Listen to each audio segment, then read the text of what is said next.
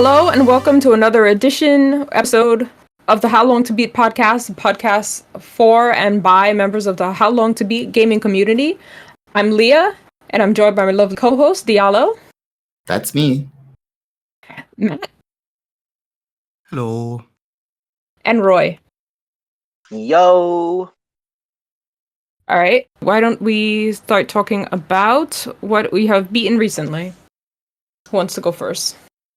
I can go first. I could go first because I only have one game. And I'll go fast.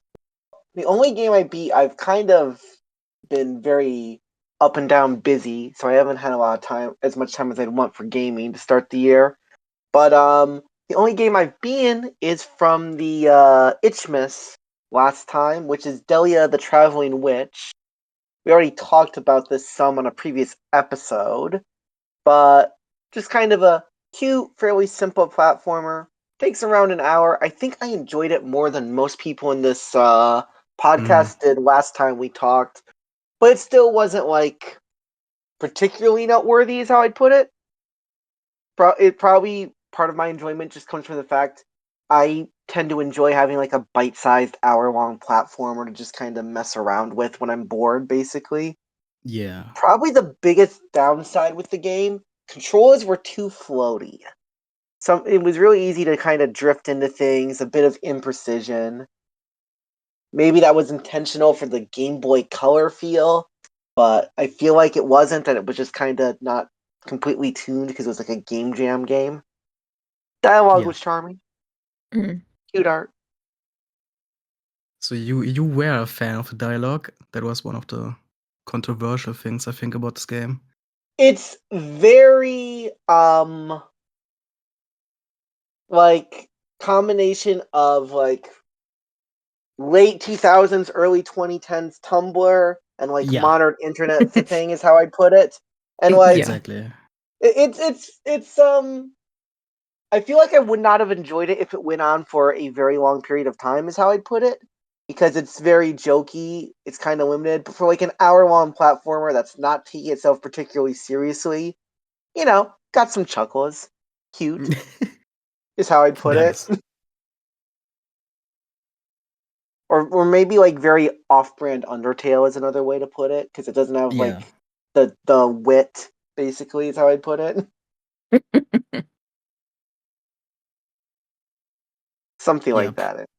I feel like maybe we even said exactly that the last time, but yeah, probably a lot of indie platformers are trying to copy the humor of Undertale writing. I mean, I feel like in general, about 2 to 3 years after Undertale came out, a lot of indie projects that have been created all came out with a very big Undertale feel, and it has not gone away, is how I'd put it. Yeah. Or even, you could even say that maybe it has like a little Deltarune, I suppose. Sure. Because I think Deltarune would have come out like, Chapter 1 would have come out like a year or two before this game, if I remember right. Yeah, maybe. I don't know. Anyway, though, I don't have a ton to say, so now Diallo wanted to go first before I point out he had one game, so Diallo can go next. Okay, I also only have one game, and this is a game that I've mentioned, I think, to every episode of this podcast so far, so I won't have too much more to say about it. But early in January, I beat Emio, the Smiling Man, which is the third entry in the Famicom Detective Club series. And like I mentioned, I talked about this a couple times already on the show, but when I was looking at my notes after last episode, I realized there were a couple new features that I forgot to talk about, so I wanted to just talk about a couple of those really quickly. The first is, do you know that feeling when you're watching older movies or like older media in general, and there's some plot point and you're like, wow, this could totally be avoided if the characters just had a cell phone? Yes! Okay, so this like, it's not like it ruins the movie or anything, but you definitely think, man, if only they were born 30 years later. Exactly. And so this is the first entry in the series since the 1980s. And one of the big changes this time around is that the characters all have cell phones now. At the very beginning of the game, your boss hands you and another employee in your company a cell phone. And I feel like they really lean into this because like there's so many times of the game where they make comments like, oh my gosh, it's so handy having a cell phone around. Like, wow, cell phones are really so convenient. And it's really funny, just like how much they are empathizing. Oh wow, this is a huge quality of life improvement. Also, with the cell phones, you can make calls during downtime. So if you're just like ever like in an investigation, you can pick up your phone and just call random characters. They won't always answer, but sometimes they do. Or sometimes they'll call you back as you're like transitioning to another scene. So you'll get just like little random dialogue from spamming phone calls. You can even prank call your office at if you want to. You can call up your office and impersonate like other characters and leave messages. Okay, that's good. Recording machine. It's wild, but yeah, there's a lot of fun phone antics, and I didn't want to end my discussion of this game without having mentioned those. Another thing that's cool in this entry, which is new to this one, is that you get to play as other characters, not solely as the protagonist detective, but you get to play as other characters for some small sections and also see some cutscenes from other characters' perspectives, which is new this time around. And I thought that was pretty cool. There are also some occasions where you get asked. So, okay, typically, as you're doing your investigation, you can ask characters about things. Like if you played Phoenix Wright before, there's a couple different like topics you can prompt people to talk about, for example. But what's new this time around is as you're talking to other characters, they will sometimes ask you multiple choice questions. And I was curious if the way that you answered like had an effect on things, and they actually do have some sort of impact. I'm not going to spoil what they do, but they're open-ended questions that you have a choice of how to answer this time around. And it was interesting sort of interacting with those. And then one other thing that I think is really nice quality of life thing is that they have, not only do they have autosaves, they have like a bazillion autosaves. So I'm used to, because I was aware that the game was autosaving. And at one point I answered a dialogue in a way that I was like, I kind of want to do a different answer. So I went back to sort of load up a save file, and I noticed like in the list of save files, it's like, because I feel like typically like for a game that has an autosave function, they'll maybe like let you rewind to like one autosave, or maybe like 2 or 3 autosaves at most. This one has like, I feel like there are like dozens of autosaves from like my entire playthrough. And I thought that was like a really nice quality of life feature. If you ever like feel the need to just like rewind to any random point in the story, it's like that it's been autosaved. So wanted to call that out too as a nice little feature. But yeah, ultimately I would say my impressions of the game are still kind of mixed. I did enjoy it. What I enjoyed the most is at the end, so I can't really talk about it without getting to spoilers, just kind of frustrating. If we ever go into do a spoiler cast for this one, I will gladly blab about it. But I think there was one part about the end, towards the end, that it was super, super phenomenal. If you play the game, you probably know what I'm talking about, but I will keep my lips sealed for now. I think, and again, I've had this impression for the other 2 games in the series, but I feel like I tend to enjoy the stories a lot more, and I'm not necessarily sold in the gameplay. Like I played the first game, watched the Let's Play of the second game, and played the third game, and I feel like I would have enjoyed this experience to the same amount just watching it. Like I don't feel like I necessarily got that much more enjoyment out of being the person behind the steering wheel. That being said, if you're curious about the series, I feel like this is the strongest entry in the series for sure. And I think that I'm pretty sure it doesn't spoil anything from the first 2 games. Like there are little callbacks, like if you know, you know moments. But if you're curious about the series and want a place to start, then I would recommend Emio. Maybe actually, if it's the best one, maybe don't start with it. But I think it's if you're only going to play one of the games, this is I vote this one. It's a good one. Remember, kids, start with the best one. It's all downhill. Yeah. If you're only going to play one, go for Emio. If you're going to play the whole series and work up to this one, have it be the grand finale. But yeah, I've only beaten one game, so that will conclude my beaten section. I guess I'll go next because I have less games, I think, than Matt. Hey. If you're gonna start, can I ask you about one? Sure. What do you think of Mimi's Delivery Dash? I've wanted to play that game and I keep forgetting to, and I love the art style. Same. Yeah, it's okay. I guess it's just it's fun, but it's not very replayable, I would say, unless you're like a speedrunner maybe. Because it's really just like drive in one direction and pick up a package, stop at somebody else, throw off a package, and just keep going. So it takes like maybe 10 minutes to like complete it. Oh. But you can just... So it wasn't much of a game, but it was fun. So like I'm sure like the speedrunning community, or like if somebody has like certain challenges, like do this amount of packages in this amount of time or something like that, is probably a lot more for that community than for like casual gamers. Makes sense to me. I also played a Poopy Philosophy, which is this free game that I got from some, I don't even remember where it popped up in my emails, and I was like, okay, this is free and it's gonna take me like 15 minutes to play, and there's really nothing to say about that game. If you can Wait, even wait, call it a game. Poopy? Yeah, essentially. I expected there to be like challenges to the bathroom experience that would, because there's like spiders in there, and there's like little bugs every once in a while, and like things happening outside the window that I was like, oh, maybe I should be paying attention outside. Things will be happening. Nothing. Wait, sorry, can Nothing. you rewind for a little bit? So So it's called Poopy Experience, Yeah, what? and you're in the bathroom. Can you tell us a bit, like, what is this game? Essentially, you're pooping over. You basically just have to stay regular for an entire month. They give you like a little calendar, and you just have to like check off like once you've completed a bowel movement, it checks off for like that day, and then you just have to repeat it again. Awesome. What? But it's like a 15-minute game, so like it gets very repetitive and boring, and there wasn't anything else to do. Like I was expecting there to be like other things to do in the bathroom and stuff, and it wasn't really much of anything. But it was free, so hey, I got to check it off fairly quickly. I'm just imagining this game being like Desert Bus, where it's like real time Yeah. pooping. They don't add anything. They just make it real time. Yeah. I also completed Sheepy, which I hadn't gotten to do during Yes. Itchmas, and that was a gorgeous game and Yes. pretty awesome. There were like a few places that I got stuck at, but apparently it's places that everybody got stuck at. The last boss fight was a little confusing at first, because at first I didn't know which totems needed to be lit up at first, and I died a few times before I understood what was going on.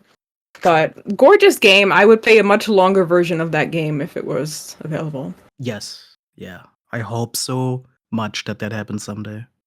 Yeah. Railbound, I had previously retired, and I brought that back just because I was almost done with it. And I was like, you know what? It's kind of, I hate having to retire games that I'm almost done with. I think I had like 2 worlds left of it. It's like a puzzle. It's like a train puzzle game essentially, where you have to put like the train cars in the row, like they're numbered 1, 2, 3, and you have to like figure out which tracks to get them on, so that way they're all ordered up at the end. So, but like in between the worlds, they have like a little postcard of like what the characters are doing. So I was like, it has a story sort of. So I was like, I want to know the end of the story. So I finished that. I think that took me like another 2 hours maybe. So I did that. Was the end of the story worth it? Not really, but there's like an extra, I don't know that they're like DLC, but they're like side worlds, I guess, that you could also go into, but I was like, I don't care enough to know what the rest of the story is, so like I was like, I got to the end of like the main worlds, and then that was the end of it for me. So there's probably more if you care, but I did not. Yeah, and then technically it's my game, but I had lent my definitive edition of Grand Theft Auto 3, Vice City, and San Andreas to my dad, because I wanted him to play them finally. And then I brought them back because I was like, I want to redo these games. So I played GTA 3, because a few people have mentioned to me that they didn't think it was that great of a game. And I was like, I remember having such great memories of this game back in the day. But it's so interesting, actually, Diallo, when you were talking about not having a cell phone in the other games or whatever. Like, I forgot how long ago GTA 3 was. Like, you just have a beeper in that game. And I was like, what? No way. I remember in GTA 4... was like they had like a little chat cafes, so you would have to go and like get on the internet there or whatever, and you would have like a cell phone to call people, and it was like revolutionary because it was like, oh my god, I don't even have to be anywhere and they'll call you for a mission, and I'm like, this is crazy. I'm like driving in my car going to this other borough, and they're like, no, you gotta go this way now. So, but in GTA 3 you just had a little beeper, and it would just flash on the screen who was talking to you, and I was like, oh my god, I didn't realize this was that ancient of a game. What? So, But the funny thing is that San Andreas was the first one of these games that didn't have loading screens in between the different islands that they have. And I remember thinking, like, it'll be so great in the future when they remaster 3 and I won't have loading screens and I can just play my favorite part of Liberty City without loading screens or whatever. And like halfway through replaying this, I was like, oh my god, this is that moment in my life where I get to play GTA 3 without loading screens in between. And I was just like driving through the tunnels and everything and not having to get stopped because they had to load the island. And I was like, this is like my dream right now. I'm so happy to be listening to the Scarface radio and like just driving around causing chaos in this town. So it was like other people have like clear favorites in the GTA, but like 3 is still like top notch for me. I still think that San Andreas has a better story, and so does 4. And they're right that like story-wise, GTA 3 just kind of nothing happens. But then I also, well, we'll talk about it later, but I also started playing Vice City also, and I feel the same way about that. And then over my birthday weekend, I just went into like this throwback phase, and I pulled out my old Britney's Dance Beat game for the PlayStation. And what the original thing was, I wanted to play Spice World, but I can't find a ROM that works. So I was like, you know what I do have? I have Britney's Dance Beat, so I'm gonna play Britney's Dance Beat. And then I remembered that there was a Game Boy version of this game. Oh no! So I found that. It's not this great. A rhythm game then? Yeah. Okay.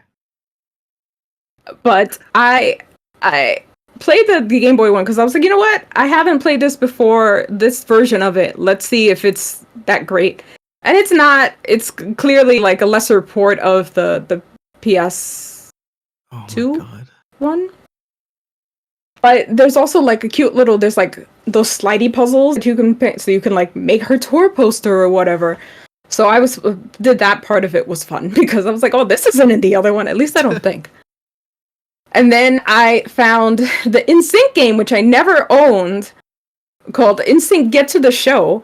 And that one, essentially, you're supposed to like get them to the first level is like they're in a limo, and you're in the limo, and they have to stop for various things. Like there'll be like a bowling alley that they want to stop at. They have to get a haircut, so you have to drive. So it's kind of just like a little racing game where you have to like get there fast enough, but also stop for all the various things that they need. And then I think there's another one where you're like in the hotel, but it's like a little 9x9 screen of windows, and you have to like shut the windows because the people are making noises while they're trying to sleep. Right. But like sometimes it's one of them, so like you have to realize what their sprite looks like, and it's very confusing because like 3 of them look the same. So Oh no, that seems a bit. and you would open the window and be like, oh, I accidentally shut one of the NSYNC guys' faces on the window, so then they would like restart or whatever because you're not supposed to shut them up. I even forgot what there's like 2 other kinds of levels that I was like, I don't know what I'm doing here, but I made it. We made it to the show, so I finished that game. Thank God. Question: would you say Britney or NSYNC was the better game? Britney on PlayStation 2 is a better game, I would say. But between of the handheld ones, I would say NSYNC was the better game because at least there was things to do. Britney's Dance Beat was basically just 2 buttons, a rhythm game, because all they did was just press B or A. That was it. On the PlayStation 2, at least you have like the whole pad that you can go through. Yeah. And was the music recognizable on those games? Not on NSYNC. I don't think there was any NSYNC music on there. But Britney's Dance Beat had her first 2 albums, I guess. I think that's around the time that. Oh, I think. Maybe her first 3? Because I know I'm a Slave for You was in it. So that's the 3rd album, The perfect song for a kid playing a little video game. For sure. Yeah. When did they stop making video games for bands and musicians? We gotta get on that again. I went into like a deep dive. There's a Hannah Montana game, and there's Oh no. Sorry. yeah. I was like, what if I just play all of, like the pop star games? And I know there's like a Jonas Brothers game, and so I went to see if there was like a One Direction game, and if there was like, I don't know, Bewitched game or something, and I couldn't find anything that I cared to play. So there, I'm sure somebody is making a collection of these games, but it won't be me because I deleted it yeah. immediately. Yeah. Rough. And I did also finish Boomerang X, which I had been playing, which is like the most. I kind of cheated my way to the ending just because the last boss I was not gonna spend 2 hours getting through, so I just put the invincibility thing on and was like, we're gonna get through this way. But that is an enjoyable game that I would recommend to anybody really that just needs like a fun shooter game, I guess. Not really a shooter game. I don't even know what genre it would be. But that was a fun little gem that I didn't even know about until I was looking up like games that were on sale at one point and somebody had put it in an article. So that was an enjoyable thing to have on my beaten list now. So you actually got a game recommendation from journalism? Did I hear that right? Yes. Interesting. It's doing its work. Yeah, apparently, yeah. I guess it's time for me to take over with something I'm actually kind of excited to talk about because I went down a weird little rabbit hole at the beginning of the year. I can see that. Yeah. I don't know how I found this, but I found a Flash escape room game titled Disgusting Garbage House Escape. Oh, that's where I live. So it's right with Poopy philosophy. I sure hope you do not live there. No, you wouldn't be able to breathe if you lived in that place. I love the concept of this thing. You know, Flash escape room games are like sand at the beach. Like, you have anything that you could imagine because it's so relatively easy to make. You just need a bunch of still images, and then you just program some simple puzzles in those pictures to click through. Disgusting Garbage House Escape, whoever made this, I could not find out, unfortunately, decided to make an escape room game based on images of dilapidated hoarder houses. Like, genuinely just crusty digicam pictures of maximum filth places where people that probably suffered from some kind of illness or whatever, who weren't able to clean their places, just completely ruined their houses. And it's just such a fascinating idea to me to make an escape room game, a functional one, with actually clever puzzles as well. That's all taking place in absolutely visual noise of rotten trash and garbage lying all around. It's crazy that this game worked so well. And I was really, I could feel myself wading through the mountains of garbage while playing this game. Genuine recommendation if you're into escape room games. Google this thing. It was actually fun. Bonus points because it had a whole section where you're going out and collecting cockroaches for a puzzle. And you know you already got my heart when you got me collecting cockroaches. There was like the cherry on top of this trash pile. And then following up from that, I was wondering if people made more games like this based on real people's homes, just pictures of real people's homes, because that's a wild concept to me. But I guess a bunch of people did that in the 2000s for their Flash games. Because I found a whole bunch of hidden object games where every level was legitimately just like a regular candid picture of somebody's home. And it was such a, like, I don't give a shit about hidden object games. You basically just look for clip art that's photoshopped on some random picture and click on it before the time runs out, right? It's barely a game. But seeing all these random houses of people from the early 2000s was quite the trip. Not just the thought that somebody decided to make those into half-assed video games, but just that they are still up on the internet, archived on several websites, just completely candid natural images of some random families' homes, and all like themed after stuff. Like you got the messy attic room hidden object game, or the messy guest room hidden object game, the messy study room hidden object game. Just whatever. And it's just, you just look at random people's houses and click on clip art that's lazily photoshopped in. And that's apparently video games that people played back in the days. There was a rabbit hole that I went through, and I want people to make more games out of pictures of their houses. It's just fucking weird. Anyway, that's how I started my year.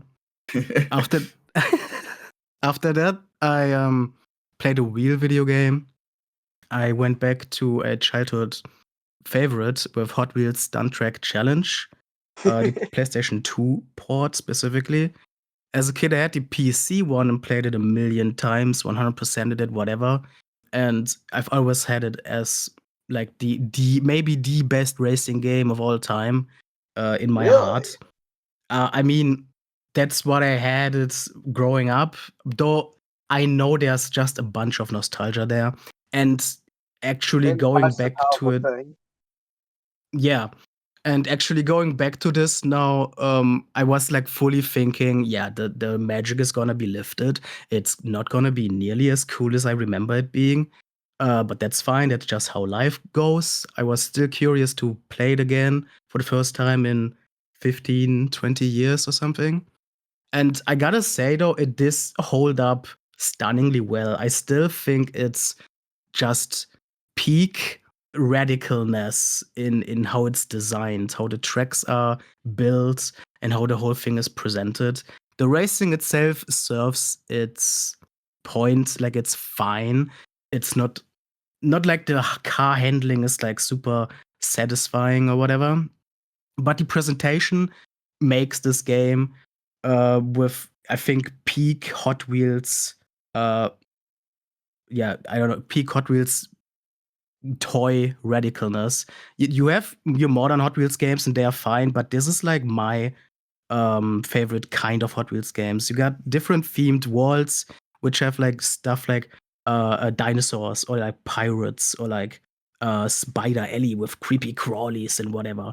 And those tracks really go through a million cool set pieces with ginormous spider monsters where you drive through their legs, or like if you drive through dinosaur skeleton heads and whatever, like skulls, under the sea with like krakens grabbing at the tube that the road goes through and everything. I mean, that Like sounds pretty rad. all the just like cliche rad imagery that you could think of, and they are like designed really, really well as well. It just looks great. It's one of the best looking racing games still. I think like that held up for sure. I have to put this on my wish Unfortunately, list.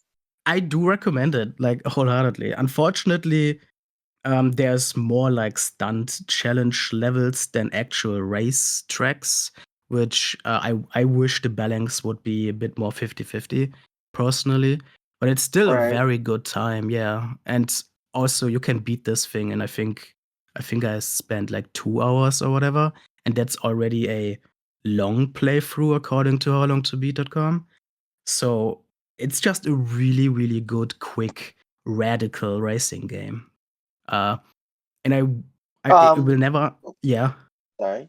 I I was gonna say when you put this game on the list, I was interested because when I was a kid, I didn't have this game, I don't think. But I'm pretty yeah, sure I had a Hot Wheels Stunt Track Driver, which I think is like the first one of like the Hot Wheels games. definitely And older, like, yeah. yeah, I think that's the one I had. I really don't remember, honestly.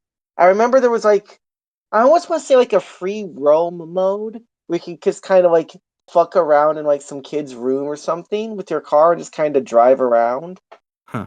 But it's been so long. I played this when I was a really young kid, kind of thing. Yeah, But I never had that one. I don't remember it being all that good. But this one I was curious, like, would it be good? Would it be kind of like the quality that I remembered? The fact that you like it makes me kind of interested to check it out, see if it's a Yeah. better Hot Wheels game than I had in my youth, kind of thing. Yeah. I mean, nowadays you got Hot Wheels Unleashed, which are technically very well made games. I just don't like all the modern bloat that comes with those, with the million DLCs and the gacha element and whatever. The If you can't classic deal Hot with Wheels that, gacha. I mean, it makes sense since it is a collectible toy. In that way, Yeah. yeah. If you When you can think ignore about it, that it's sort just of a real life stuff, gacha. yeah, exactly. And if you can get past that stuff, Hot Wheels Unleashed is a good game. But this here, Hot Wheels Stunt Track Challenge, in its simplicity, is again my peak Hot Wheels game. And I always wished they would go back to this specific flavor of Hot Wheels game, but it never happened, from my knowledge, unfortunately. But yeah, that's one game. After that, I went down a well, not yet. Well, after that, I played a platformer called Ink, which, as I found out while playing it, is very much like it leans close to Super Meat Boy in how it plays. You have a simple square character in a 2D platformer. You do double jumps and wall jumps, and you leave a track of colorful splashes behind yourself. So it literally plays like Super Meat Boy with a uh, visual skin on top of it that makes it look different. It has the gimmick that the entire level is invisible until you touch it with the character, and that splashes color on the surface. So only that way you actually see, where the platforms are and where you have to go. And that's the gimmick that pulled me into this game. Um, and it worked well. It doesn't overstay its welcome. I think it played it for like 3 hours or something. Has a good, solid campaign with a couple boss fights as well. Good challenge. It's not like the easiest platforming game. You get it frequently for a very, very low price. I feel it's often on sale and whatnot. I definitely recommend this if you're into like simple but kind of unique 2D platformers. And because I played that and it was leaning so closely to Super Meat Boy, it even had a shout out in the credits to Team Meat. So it was very much acknowledged that there was some sort of connection. Because of that, I also decided it was finally time I actually play Super Meat Boy, which is, I'm sure everybody knows this as one of the most well-known indie games that was coming out, especially during that indie game boom around 2010, when we had a lot of those. After Xbox Live Arcade and Steam started to pop up, and people were more able to release their own little indie creations. Super Meat Boy being one of the prominent ones that came out around that time. Um, and yeah, I wasn't interested in it back then, but I have grown to like difficult platformers, and so it did feel appropriate to finally like catch up to whatever that beast is. And I did. I played it for 5 hours and got the credit roll after the basic campaign. To be honest, for the most part, I didn't think it was that bad, but I ate my words later on when the final like handful of levels of the main campaign truly do kick your ass. I did feel that. Um, Very happy to have beaten it since it is such a staple in the platforming category. Though I would not go into any of the optional stuff because there's many of them. I think the main campaign is really just a third of the entire content of that game. But I'm not masochistic enough to really suffer through more than my fair share of the main campaign. After the credit roll, I was done, appreciated my time, and clicked off. But yeah, that game still holds up. It's just such a perfect blend of simple moveset, and a good flow in your movement. Doesn't overcomplicate things. It's just a simple challenge, and that's it. And I think that's the best platformers do that. A simple challenge, conceptually simple, hard in difficulty. Yeah, that's that's what that did. Well, that put me down another rabbit hole because talking about that, that's how I play. It's just like one links to the next. Because that reminded me of the indie boom that I just mentioned. That time of indie development, indie game history, I guess is the better term. And I was looking around what other games of that time frame I missed. We had Fast back then, which I also only played years later, which is an awesome game. We had Braid back then, which I hear people talk about a ton as being like a poster child for a successful indie game. And then there's also Limbo, which we did briefly mention Limbo in a previous episode, and that made me interested also again to actually go back and play that finally, since it's been on my radar for I Right. guess a decade now. So I did play Limbo, that old ass famous puzzle platformer with the creepy black and white vibes. I really didn't know anything about it except for the infamous visuals of the dark forest and the spider legs that come up early on in the game. And I went in mostly blind. I was surprised that there were a lot of much more industrial sections and lots of different puzzle elements throughout. Very cinematic as well with some of the in-world storytelling. Just a very good, well designed puzzle platformer. I can see why it made such waves back then. Still holds up pretty well nowadays. And the final game that I did beat was another precision platformer coming off Super Meat Boy, with a more modern title called Mr. Run and Jump, a very basic name. This is an Atari published game and apparently based on like an actual Atari homebrew game from decades ago. This one is sort of a sequel to that upgrades the systems to a super difficult precision platformer. It's doing that whole thing. The difference between this and Super Meat Boy is basically that Mr. Run and Jump has a much more complex moveset that you have to learn. It's not just the double jump and the wall jump or whatever. You have dives, you have rolls, you have whatever. It's a lot of stuff. And I did actually start this game years ago, or like 1 year ago, I think last summer, and found it was cool but overwhelming. So I dropped it at the time. And only coming off of Super Meat Boy and like having had that taste of blood in my mouth, I was eager to give it another shot and continued Mr. Run and Jump where I left off a year ago or whatever. And yeah, it's a different vibe with the much more complex and extensive moveset. But it's still, if you master that, it is still a platform with very satisfying flow. And the challenge is real as well with this one. I feel like a couple of the later levels I felt even harder than later Super Meat Boy levels. Though that's also mostly because in Super Meat Boy, most of the things are static, except for like the infamous buzz saw objects in the maps.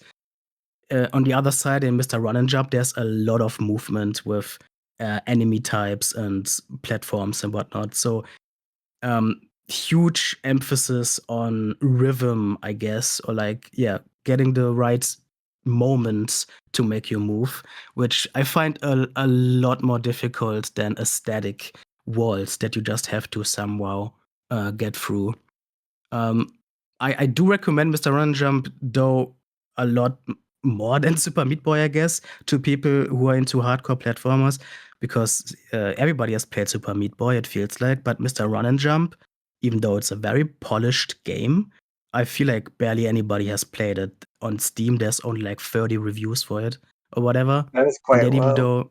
though, especially since it's published by Atari themselves, I feel like the naming, the brand name behind it should push it a bit higher. I don't know. It's a very good game. I mean, And does it's- Atari really have much brand pull at this point? I feel like in the past 2 or 3 years, Atari has been doing a ton of cool shit. They've been doing a lot of like these recharged reboots of their old franchises. Oh yeah, They've I've been got a doing bunch of those free. Like, just kind of yeah. grab them. And they've also been publishing a lot of like fresh new games under the name recently. I think they're doing really cool stuff in the past couple of years. Well, I said Yeah, I wasn't don't that they think were I've doing heard cool of. stuff though. But it's Atari. I don't know. It's like the eternal household name. Everybody knows what the hell they are somehow. Yeah. Anyway, Leah, you were saying something. No, I don't wanna... I don't think I've heard of this game. Oh, okay. Or at least the remake of it, or whatever.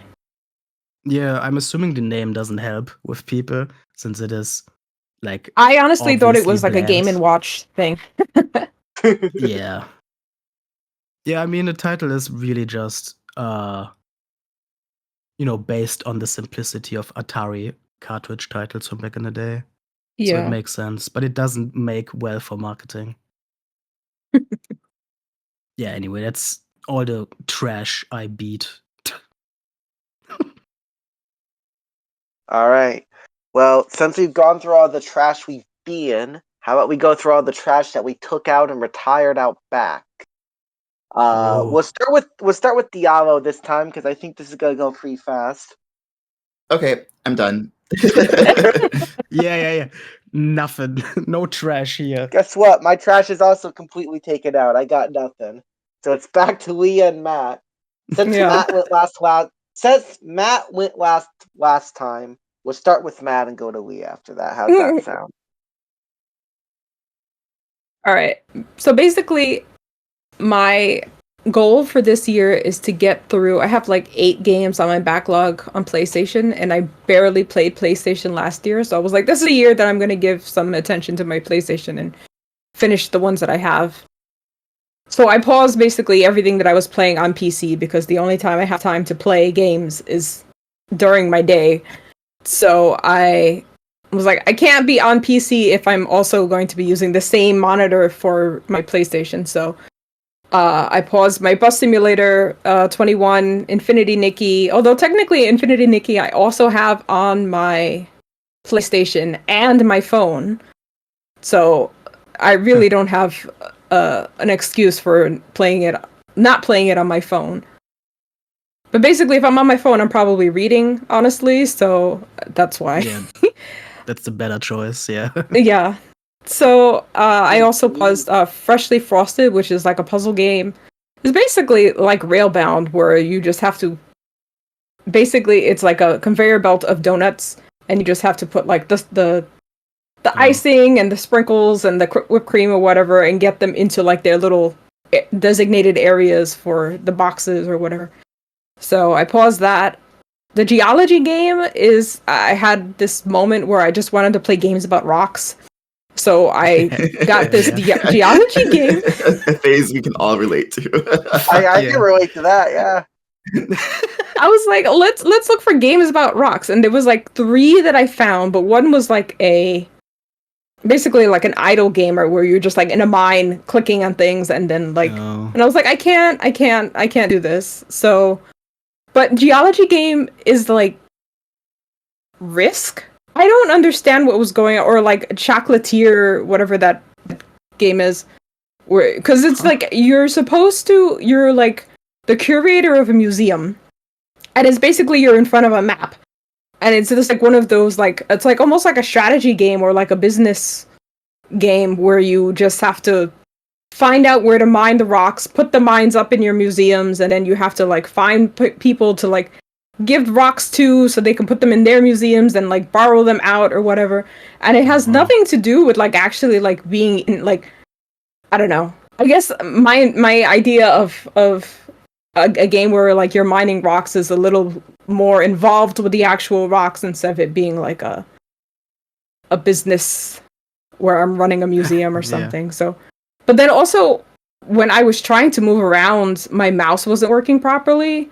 and I couldn't figure out how to click out of the, like, you can't use your mouse. You have to do only the keyboard things, but then they don't give you the shortcut to what keyboard buttons connect to parts of your UI.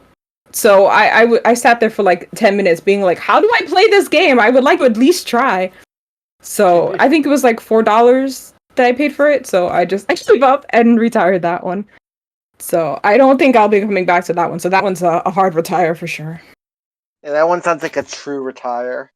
If I'm looking at the right one on Steam, then it's not even available anymore. It was pulled. Oh, okay. Well, Yeah, that may be January why. 11th. Oh my Oh, wow. god. Well, yeah.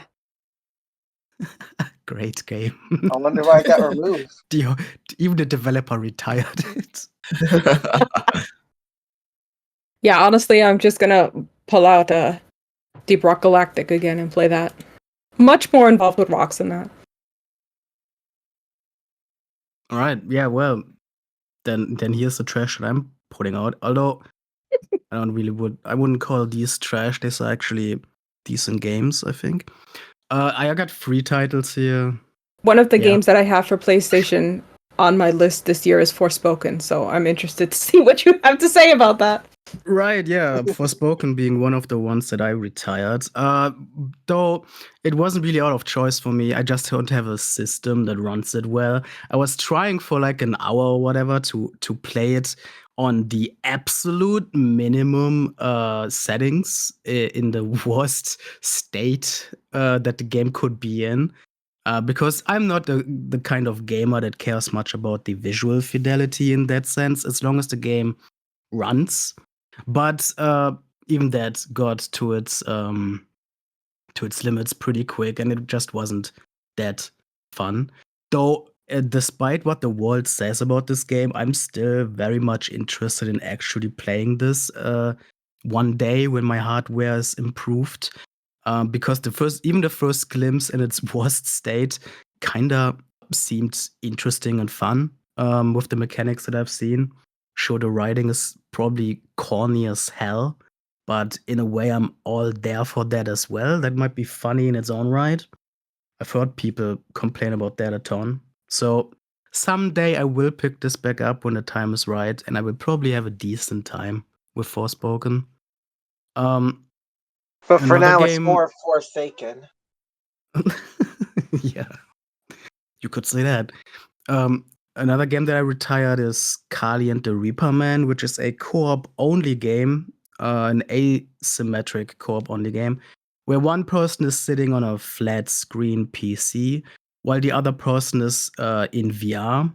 And it has a pretty cool concept. The person on PC basically has a character jumping through the world. They have the platforming challenge, while the VR person is a giant in that world, trying to manipulate the world so the other player can actually make those jumps through the world. You know, they get like building blocks to build like bridges or whatever, that sort of thing. It's a really, really cool idea for an asymmetrical co-op puzzle platformer, I guess, with completely different jobs for each player. We tried that out, a friend of mine and I, when they were here for a couple of days over New Year's, but we just couldn't finish it until they had to go home. So maybe we'll pick this up another day or whatever, but you know, time constraints just forced this on the retire list for now. And the third and final game that I have retired, which is probably the weakest one here, is called Flambeau Deluxe with 3 X's. So that says already to you a little bit about where we are going with this. This is a little bit of a How Long to Beat After Dark game.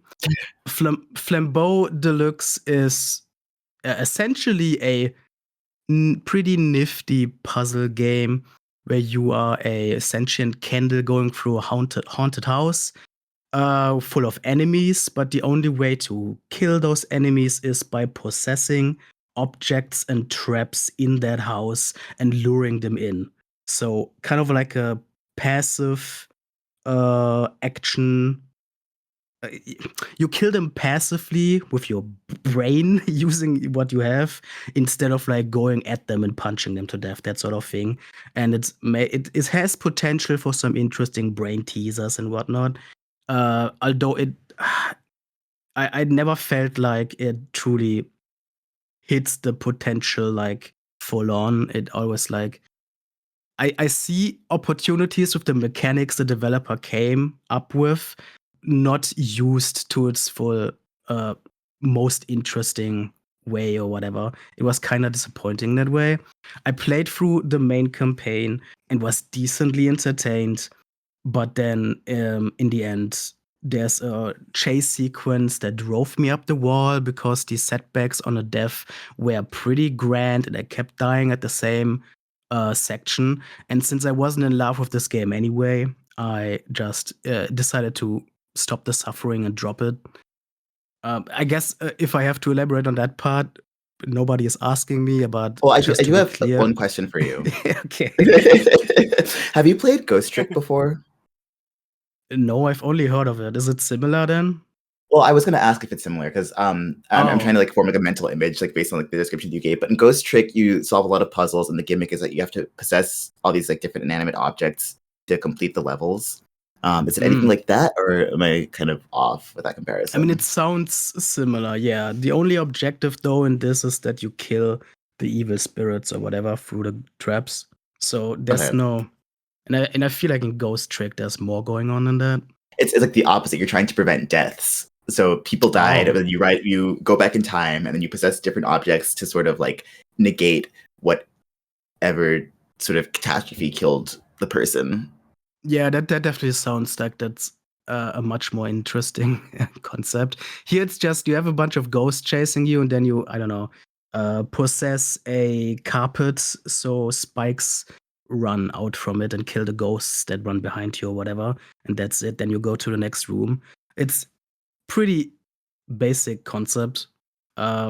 Again, a lot of repetition. There could be much more interesting stuff, even with the mechanics that are already in game. There could be much more interesting puzzle rooms built.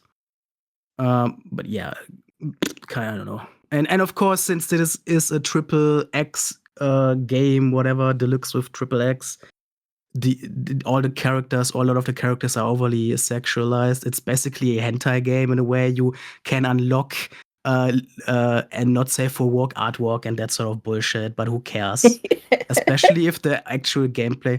I mean, credit where credit's due. Most of the games that do that whole shtick are true cash grab nonsense or whatever.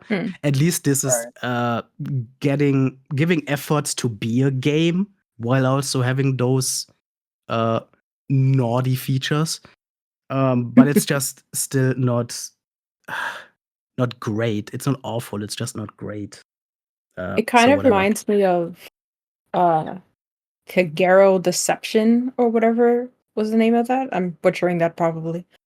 It was like a PlayStation 1 game where you were like, I don't even remember. I just had the demo of it. Where you're like in a castle and like the villagers coming to attack you, and you have to like booby trap the entire house so they don't catch you or whatever. So there's like all these different traps that you can, arrows in the wall and like bear traps and sharks in the moat and stuff like that you're supposed to put together. So yeah, that sounds but again, a little bit more like it. Yeah, it kind of overstays its welcome after a while. Where you're like, that's the only thing I have to do in this game is just kill other people and just like passively wait for them to be done with it. So yeah, fun concept, but you can't fully come out with you can't make a full game on just one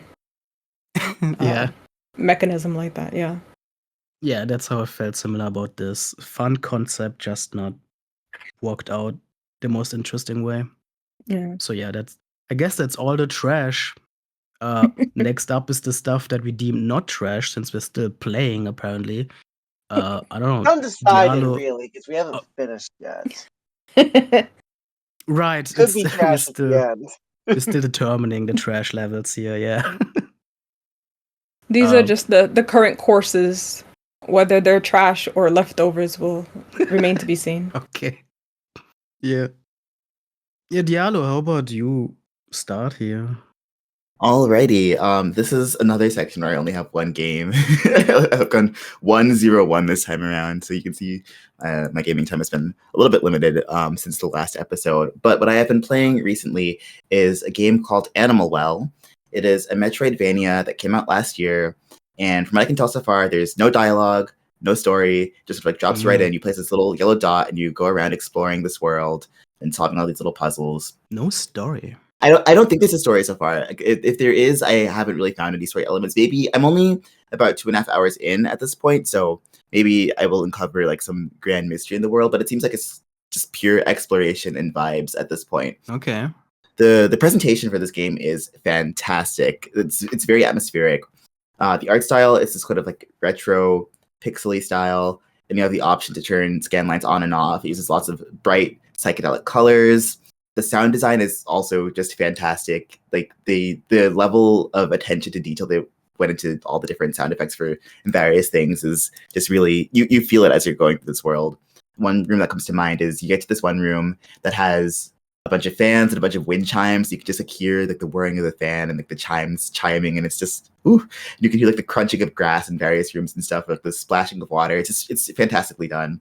And of course, like it says in the tin, there's lots of animals. Some of them chippier than others. Like in the trailer, this is not really a spoiler, but you see this like ghost cat who sort of follows you around at one point and is trying to attack you. I've seen like squirrels, little hedgehogs. Yeah, it's been a nice little peacock.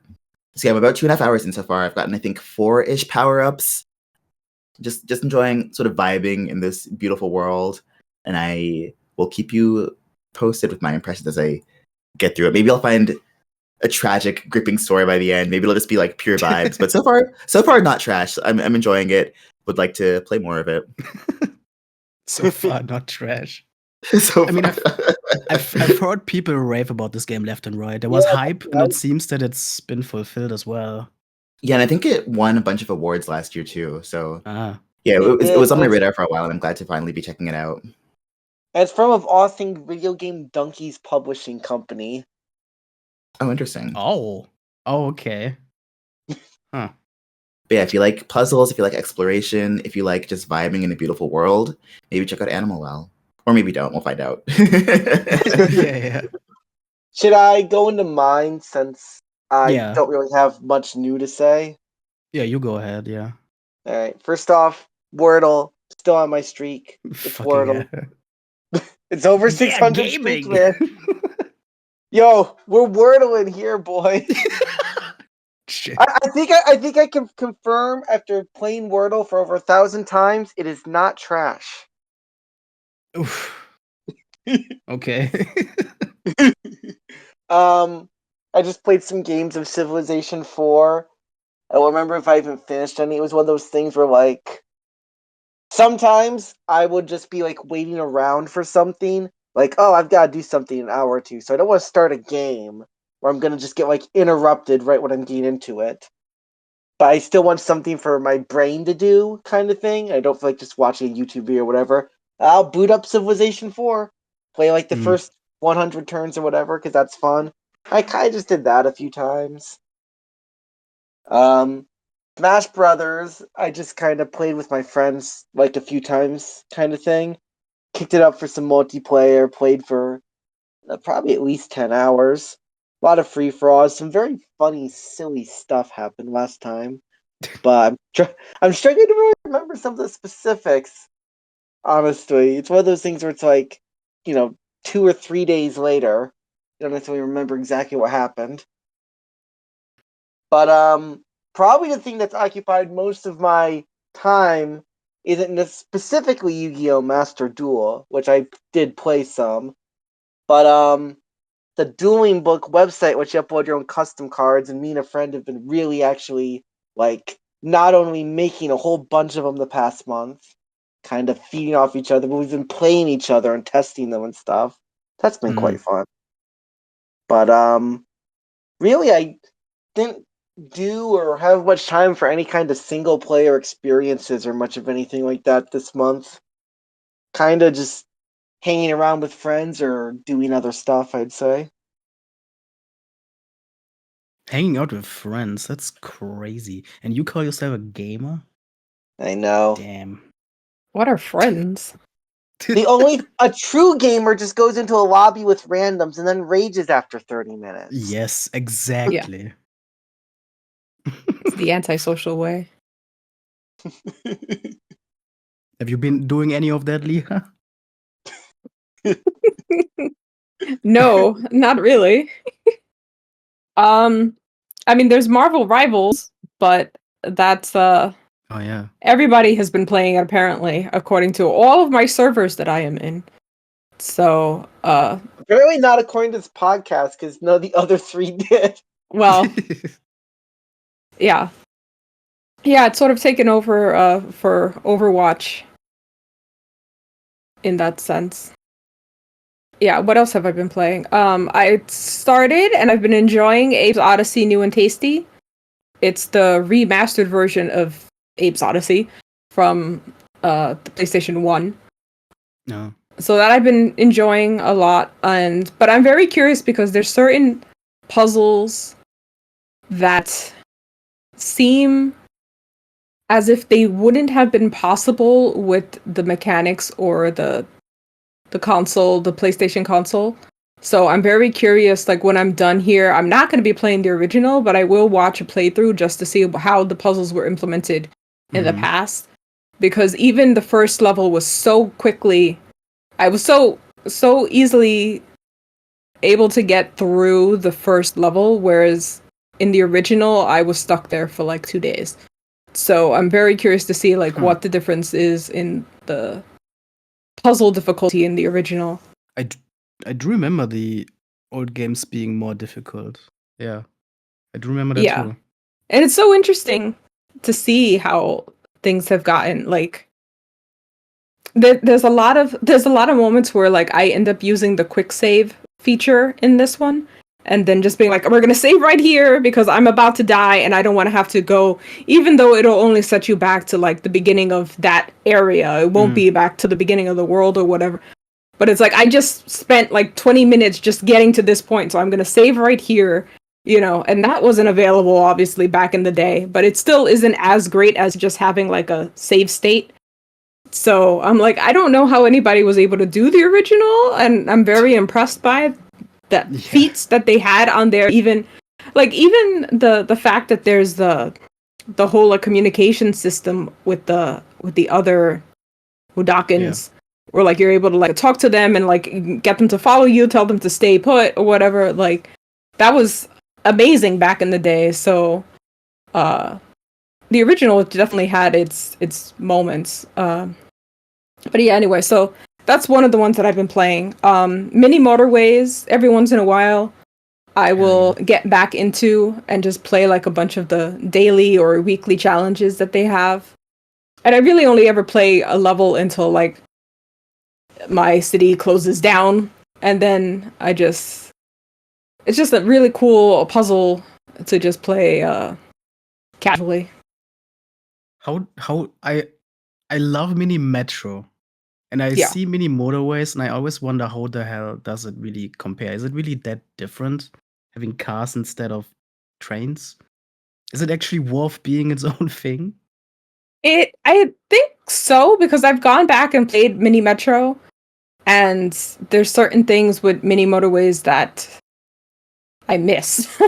Like I wish I feel like they could honestly incorporate Mini Metro into Mini Motorways, because there's a few cities with train tracks, and it would be nice if I could be like, okay, yeah, drop everybody off at this train and they'll take the train somewhere else instead of them just constantly being in their cars all the time. But that hasn't been a thing. So it has different maps. I think there was a community vote on which Mini Metro maps to put into Mini Motorways, because I guess some people really enjoyed certain ones from that one that aren't in this one.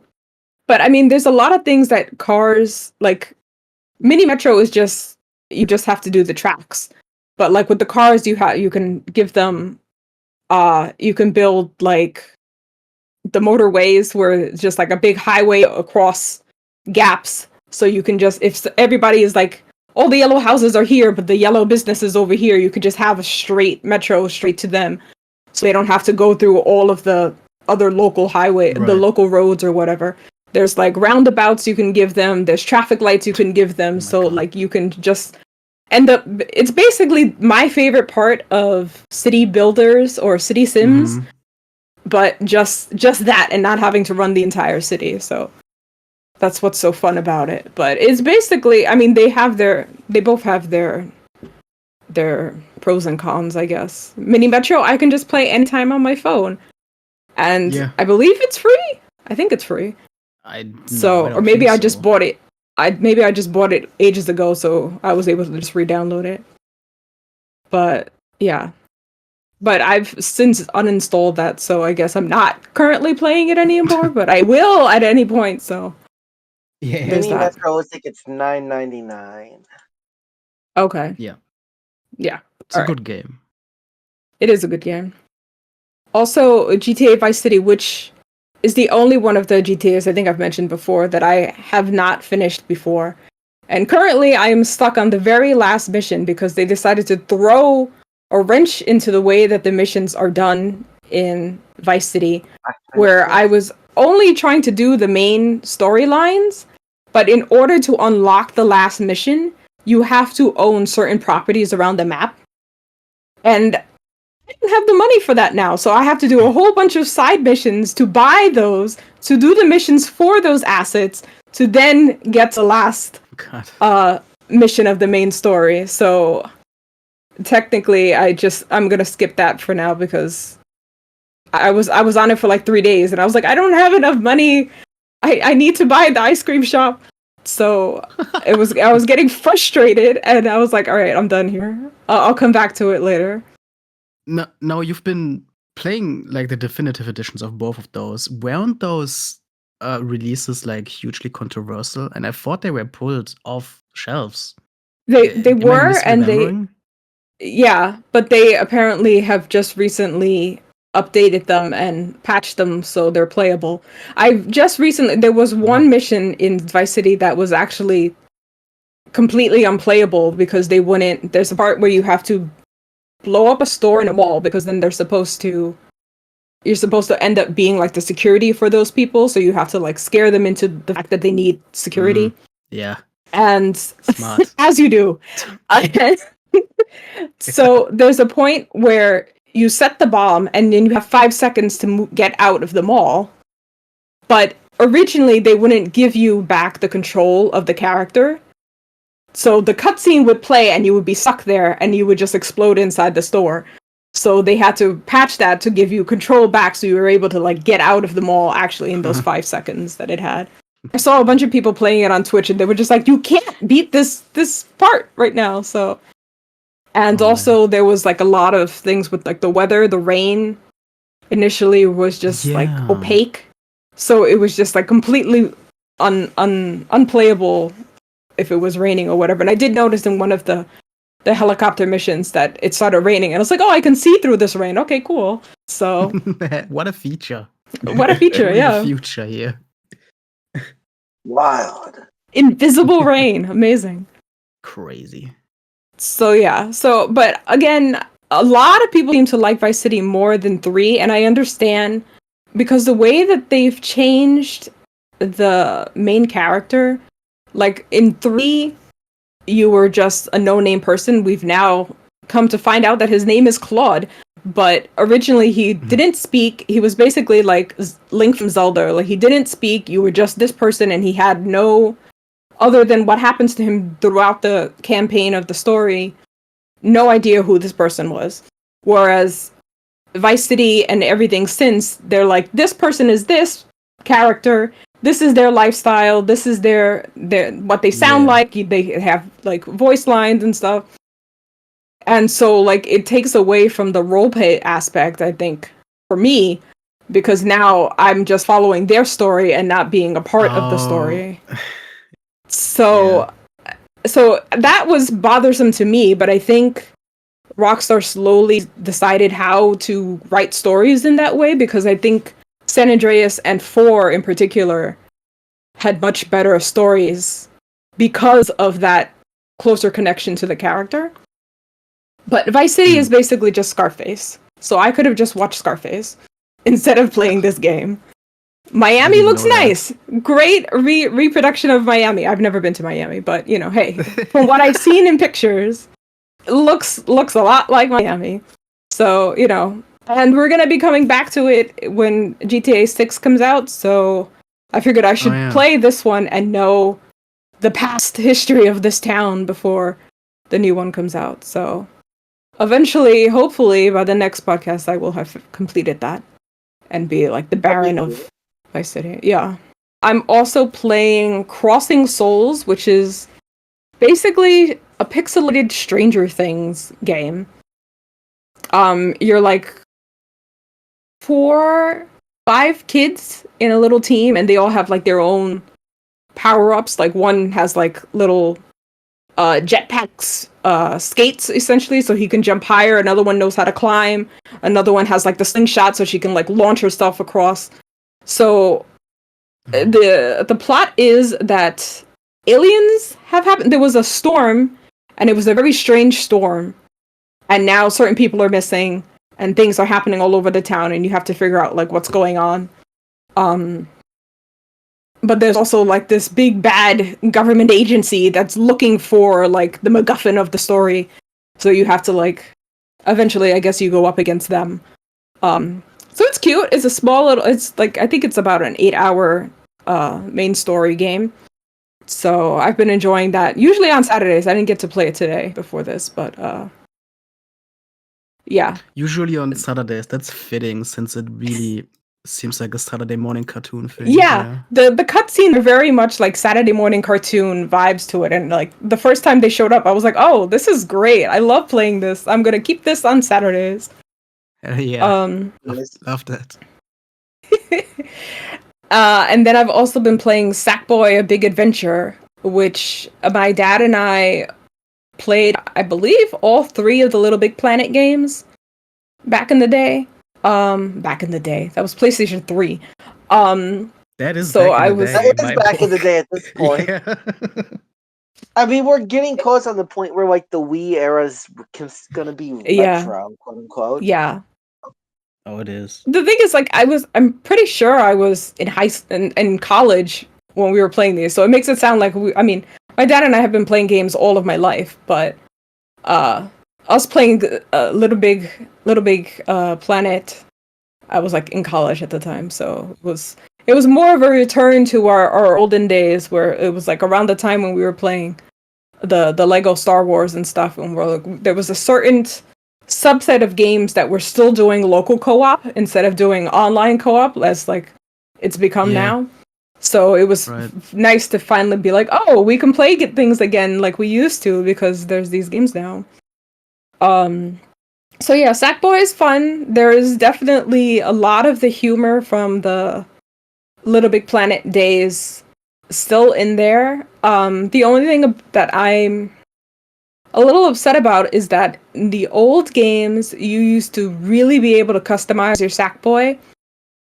Like you could get stickers of different colors and stuff, and just stretch the sticker out and just slap it on him, and be able to like just change or whatever. So we used to just customize so many things. I had created like a bird character based on a sticker that was in the game, and that was like the only Sackboy I ever used to use.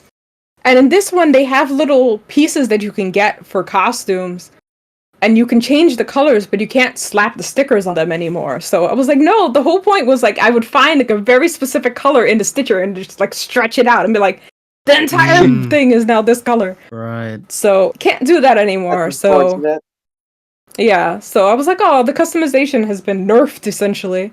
But other than that, I think there's only like 5 worlds, and I think I'm in the 2nd or 3rd, or I'm at the start of the 3rd one. But the other thing is they kind of gatekeep getting to the next world. Like I've opened all the worlds to get there, but there's like a little collectible that you need certain amount of to open the next world or whatever. So I have to go back and replay other levels just to get this one little orb just so I can make it past. And I've gotten to the point where the next one I need is like 90, and right now I have like 40. And I'm like, there's no way in the amount of levels that I have, so I'm gonna have to go back to the first world and collect all of the collectibles and then come back and open the third. So like that took me out of it a bit because I was like, oh, I should be able, like, I beat this level, I should be able to go on to the next world. But Yeah, that's kind of a definitely bummer. rough. Yeah. But That the is humor keeps also, it's a very short game. I think it's like 15 hours, so like I can deal with it, I guess, until, well, especially once you finish the game and you finish the level and you know basically what the jump scares are. Essentially, like, there's certain platformer things that each level does where like you'll just be walking and then it's like enemy jumps out and like attacks you or whatever. Or like this world like is actually like the water rises or whatever, so you don't know which parts are gonna flood until like you've played the whole level through. But once you played the whole level through, you kind of have like an idea and you're like, okay, next time I'm just looking for these orbs and then I can just get out and just keep going. So you don't have to finish the level every time. So that part is also nice, where I'm just like, they know that you're only going in for like certain collectibles on a certain run, so it's not, that you have to do everything in one run and then, or you get nothing. Yeah. But yeah, so it's enjoyable. I'll probably that'll probably be my main thing for next week, just so I can get that back to my dad, because actually that's something I read. I think I bought it for him actually, but it's his game, so I need to get that back to him. Did he finish it? Yes. I think he 100%'d it actually, so. Damn. Yeah. Congrats. Bro, definitely finished it. Gamer dad. Yeah, he likes getting all the little the outfit collectibles, and there's a few levels that you can only do with co-op. So I actually had to help him out with a few times because he was just like, I need somebody to do this level so I can get this one costume piece in this level. That's pretty great, yeah. Yeah. Yeah. Right. I guess I'll finish it off with the potential trash that I'm playing right now. Although I think I got 3 titles here. I think they are all more or less certified non-trash. One of them being Celeste, another like hugely popular precision platformer. Yeah. I'm basically like finishing my platforming trilogy here with Super Meat Boy, Mr. Run and Jump, and now Celeste, and then I'm probably gonna be done for a while with these because they do take a toll on my mental health.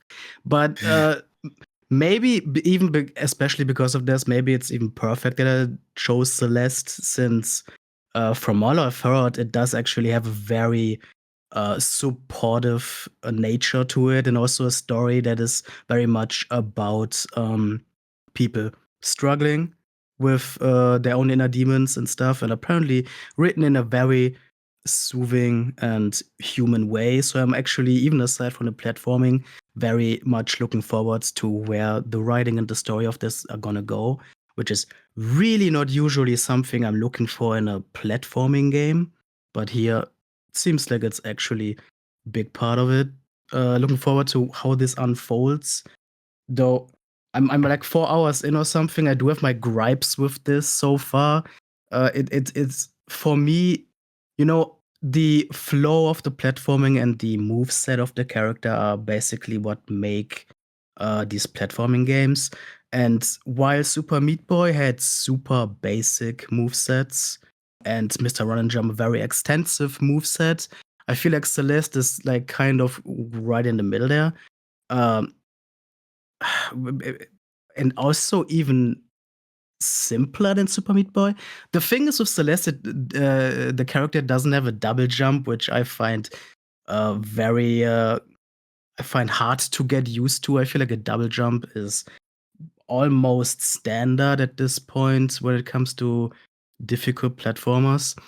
And I guess it has the dash move, which is, from all I know, maybe further in the game you get more, but from all I know, that's the only things that you have in your moveset. You have a singular jump and then early on 1 dash move, which I believe is later on becoming 2 dash moves. And I guess those dash moves essentially replace your double jump later on. The thing is, though, you don't have a full 360 degrees of movement with those dash moves. You have 8 degrees of movement with your dash moves. Straight lines up, down, left, right, and then diagonal to have that in between space. But that is messing me up a ton. I can't get used to those limited directions you got with your dash move, which is again your main way of moving through these levels. And I keep like doing a dash that's like diagonal while I'm not even trying to get that high and then crash against spikes or whatever. I'm assuming the longer I play, the more it's just gonna feel natural, and at some point it's just gonna be fine. But right now, I'm really clashing with that limited, that limit on your movement. I don't know. Maybe I'm just talking nonsense, but otherwise, the presentation is incredible. It's insane how We all good this talk game nonsense from looks. now and then. I've never talked nonsense in my life. Anyway, Celeste, the presentation is incredible with this. It's insane to me that this is not like big budget AAA title or whatever. It looks so goddamn good. That's true. I can easily already see, even from hour one, I could easily see why the hell this is so beloved. And I'm definitely looking forward to getting through the main campaign. Probably not messing with any of the optional stuff after that, for the sake of my mental health, but I have heard it's worth it to go through like the B-sides, I think they are, because there's like story stuff, I think. Yeah, I keep hearing that as well. People have been already trying to talk me into doing that, but I guess I give it a glimpse at the end, but I make no promises. I mean, if it has story stuff, you can argue it's not really post-game, even if it's presented that way.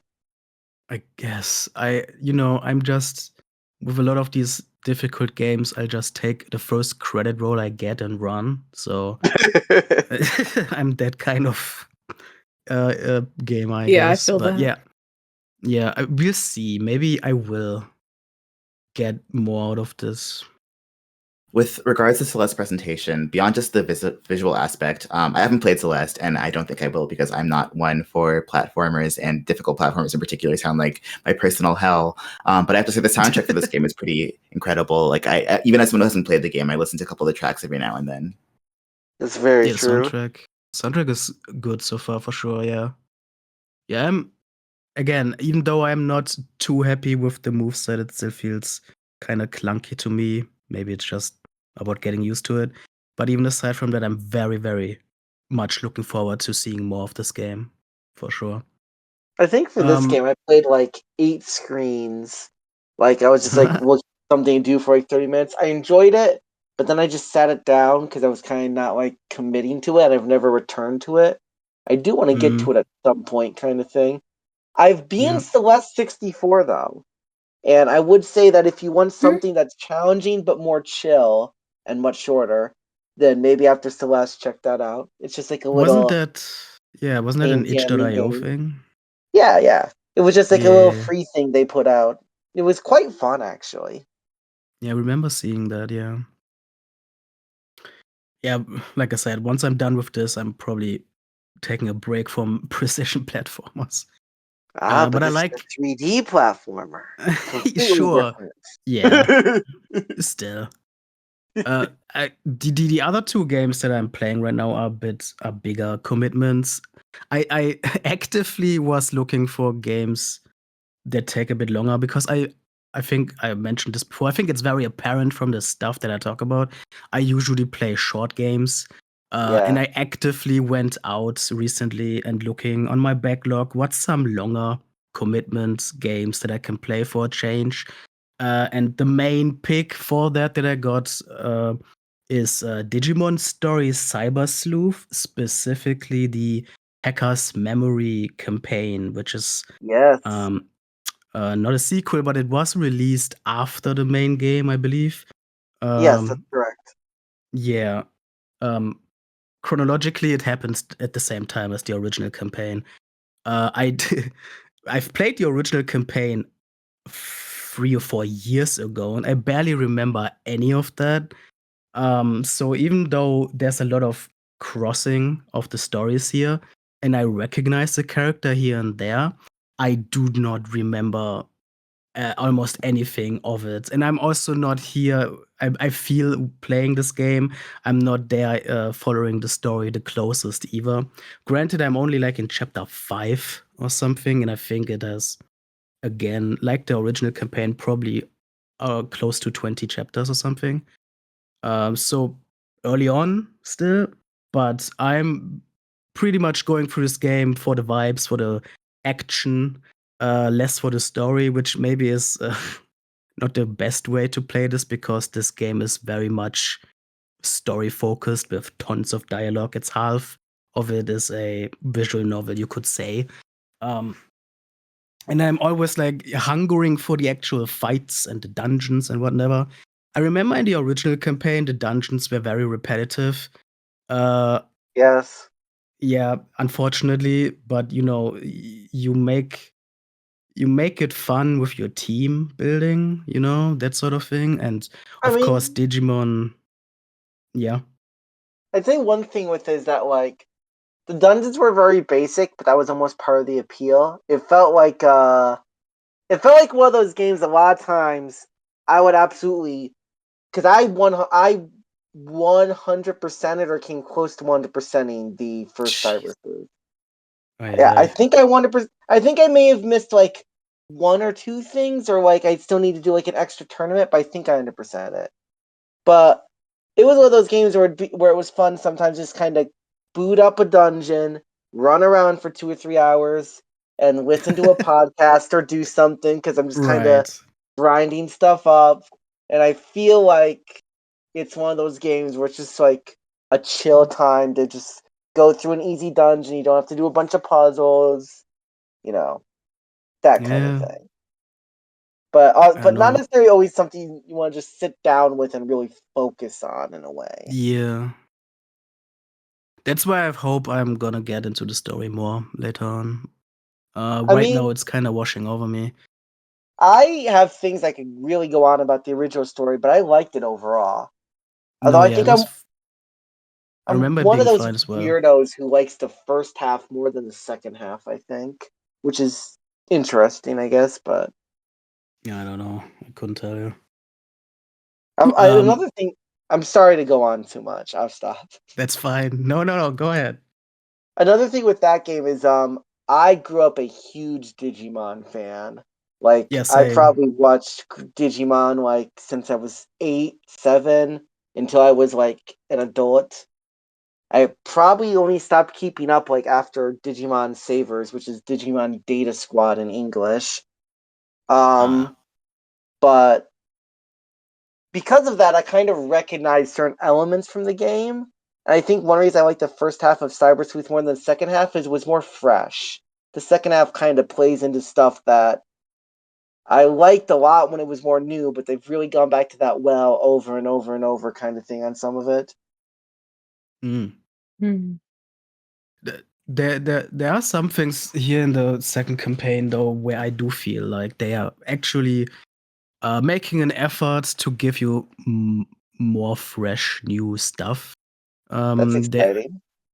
I- like there is again, yeah, we said that dungeons are very repetitive, and hell, this story being set at the same time as the original campaign reuses a lot of the exact same dungeons. So there's that, but they also added a couple new like dungeon types. Every now and then, there's a whole like new dungeon type that like basically plays like a board game, like a strategic board game where you have to uh, conquer specific points on a map and stuff like that.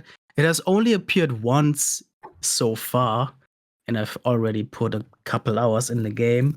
But I liked seeing that, and I really, really hope there's much more of that, because that was such a nice breeze of fresh air into this game that I'm really happy that they added. I hope there's more like that as well, where they add more mechanics to break stuff up in the future. That does But sound yeah, pretty interesting. yeah. Maybe I'll orig- play it this year. Yeah. Then we can nerd out about our Digimon teams or whatever. The wacky Digivolution lines that they got going on there. It's such a There's the mess. wacky one. Yeah. It's a glorious mess. It's a glorious mess. It's wild, especially compared to Pokemon, where everything is just linear, and then in Digimon it's just like a web that goes in every direction. It's crazy. Your knight might just become a toaster at any time. Who knows? Yeah.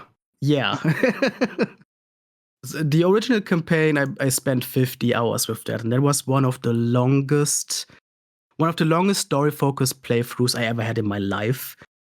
So no, right? Because I barely play long games. So I'm looking at Hacker's Memory here, and I'm expecting a similar thing, which is So I just want to say you played 50 hours. I played 147 hours, 33 minutes. I did Yeah. 100% and I just checked. Yeah. I could never 100% a Digimon game. There's so much of a mess in there. No. I'm going to tell you right now, I absolutely had to look up some guides for some of the stats. Oh yeah. I would expect you to. Yeah, that's insane if not. Yeah, that's that. And my final game that I'm playing right now is also a little bit of a longer commitment. We're talking about Small Lands here, which you play a small little dude running through a big forest, befriending bugs. I've talked in our pilot episode about Grounded being one of my favorite games of all time, a bug-sized survival game, and how I played that one in co-op with a friend and we loved it.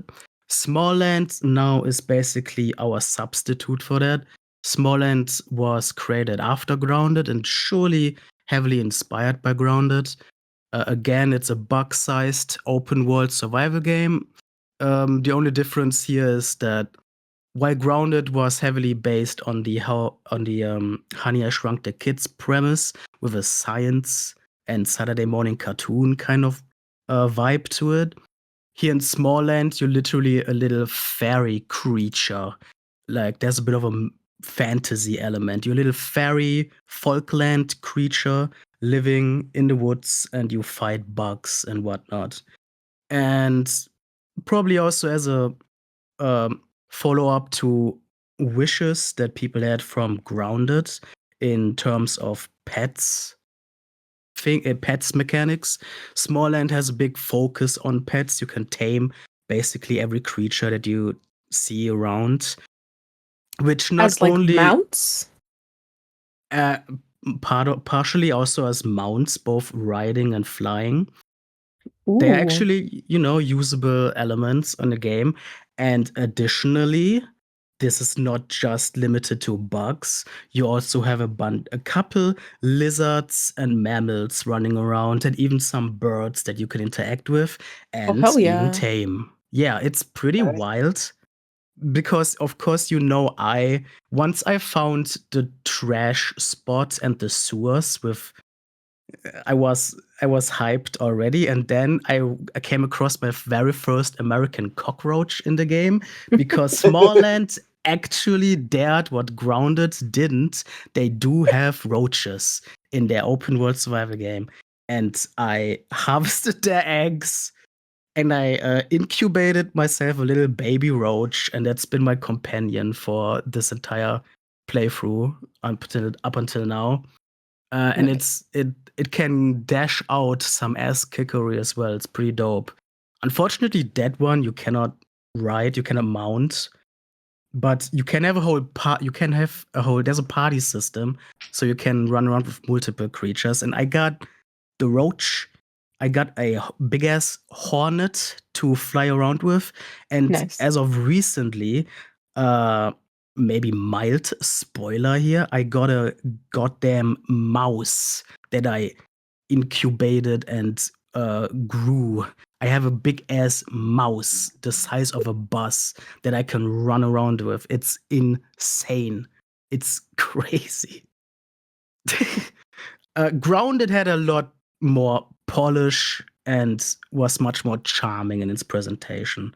Smallland is a bit rougher, but there is the occasional thing like this whole extensive pet system that do give it a bit of its own vibe, and it is fun exploring the worlds, fighting all sorts of creatures, especially since you're not limited to just bugs. There's a bigger scope of what you can encounter, which is fun. Yeah, and I'm playing it in co-op with a friend. Although there's lots of freedom where we can do our stuff individually, which I don't mind.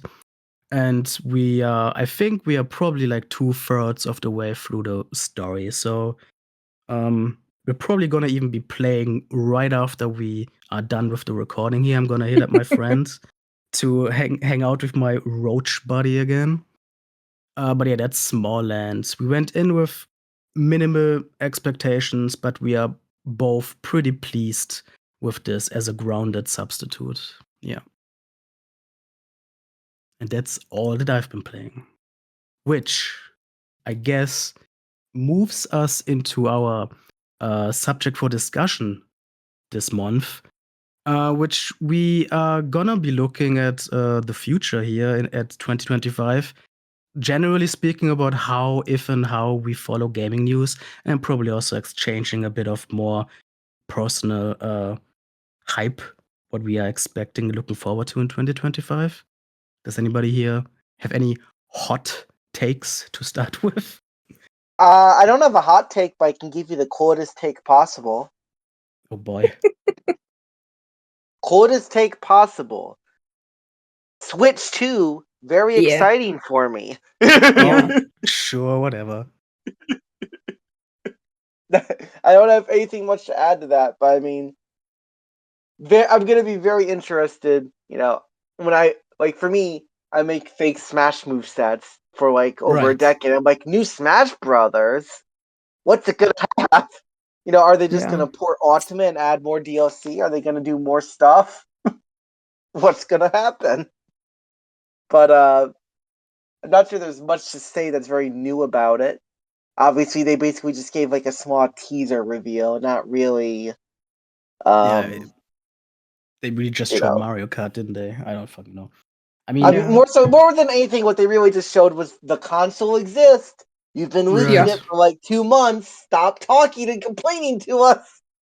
Yeah, I'll be listening once they got that F-Zero announced. That's until then, I'm like not even there. If they announce F-Zero, I'm pestering that. the promise is sealed, Matt. Yeah. Yeah, Switch 2, it's on my radar for something that's happening this year. I will probably get it eventually, but I doubt it'll be a day one buy for me. I was thinking to myself, what could make me purchase the Switch 2 on day one? Yeah. And if they announce that Silk Song will be a launch exclusive for Switch 2, that'd do it for me. But besides that, I think I'll just probably wait until a sale or some exclusive that I'll have a burning desire to play. Yeah, I'm interested to have like a higher powered Switch, but it'd be like a nice to have at this point for me. It's not a must. At this rate, we're going to be wondering if Diallo or Matt's going to wait longer. No, I mean, I'm also in the same boat where it's like, I love my Switch. I didn't get the Switch right away. I think I got it in 2019 or something like that. So I skipped the Wii U and I wasn't even going to bother with the Switch.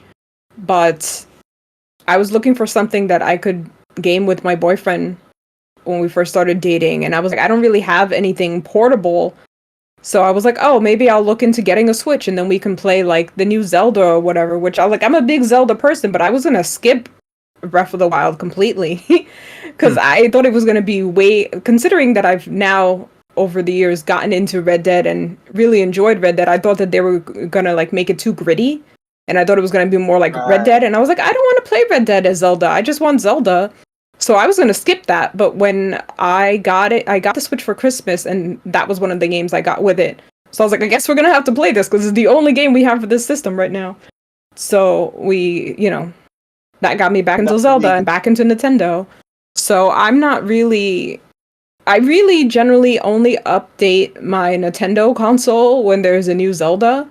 So since we just got a Zelda, I can't imagine that we're gonna get a new Zelda, Breath of the Wild 3 next year. Yeah. That would lose their mind. Because we just got Tears of the Kingdom last year, and then we got, Or 2 years ago. now. And then, and then Echoes of Wisdom was last year.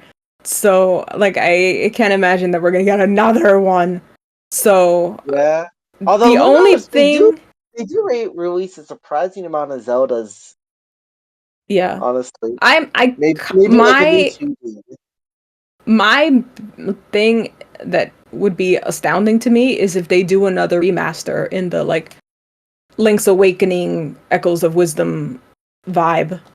It'd be nice if they would remake one of the older games. Maybe, like, the Oracle games would be cool to have again. Yeah.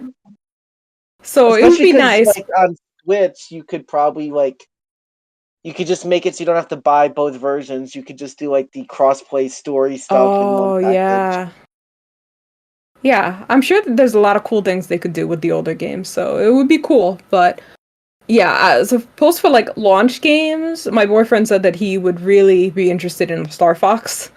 So if we see Star Fox, we're pulling for Star Fox so we can get a Switch 2 early in this household. But other than that, yeah, my thing is always Zelda. So if there's a new Zelda, or if there's, again, like F-Zero or Star Fox, or if they gussy up Tetris in some sort of sense, maybe they'll bring, like, one of the newer Tetrises. I don't know, but there's not a lot. I think that they Tetris Attack Matt specifically. Yeah, they bring Tetris back. That's gonna be it. Oh, it's yeah. gonna sell like hotcakes. Tetris 2K25. No, hear me out. Hear me out. Mattress. Yeah, sure. But I'd say for the Switch 2, probably the main reason I won't get in Watch is they probably just won't have the money for it. Yeah. Yeah.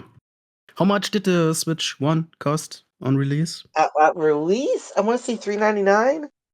Okay. Let me see. That's not too bad for a new console. Yeah. Unfortunately, when you try to look up Nintendo Switch release price, it just starts talking about the Nintendo Switch 2 now, which isn't surprising, but $299 actually. Wow. That's actually really good. What the hell? Okay. Yeah, that's actually quite affordable. Bundled?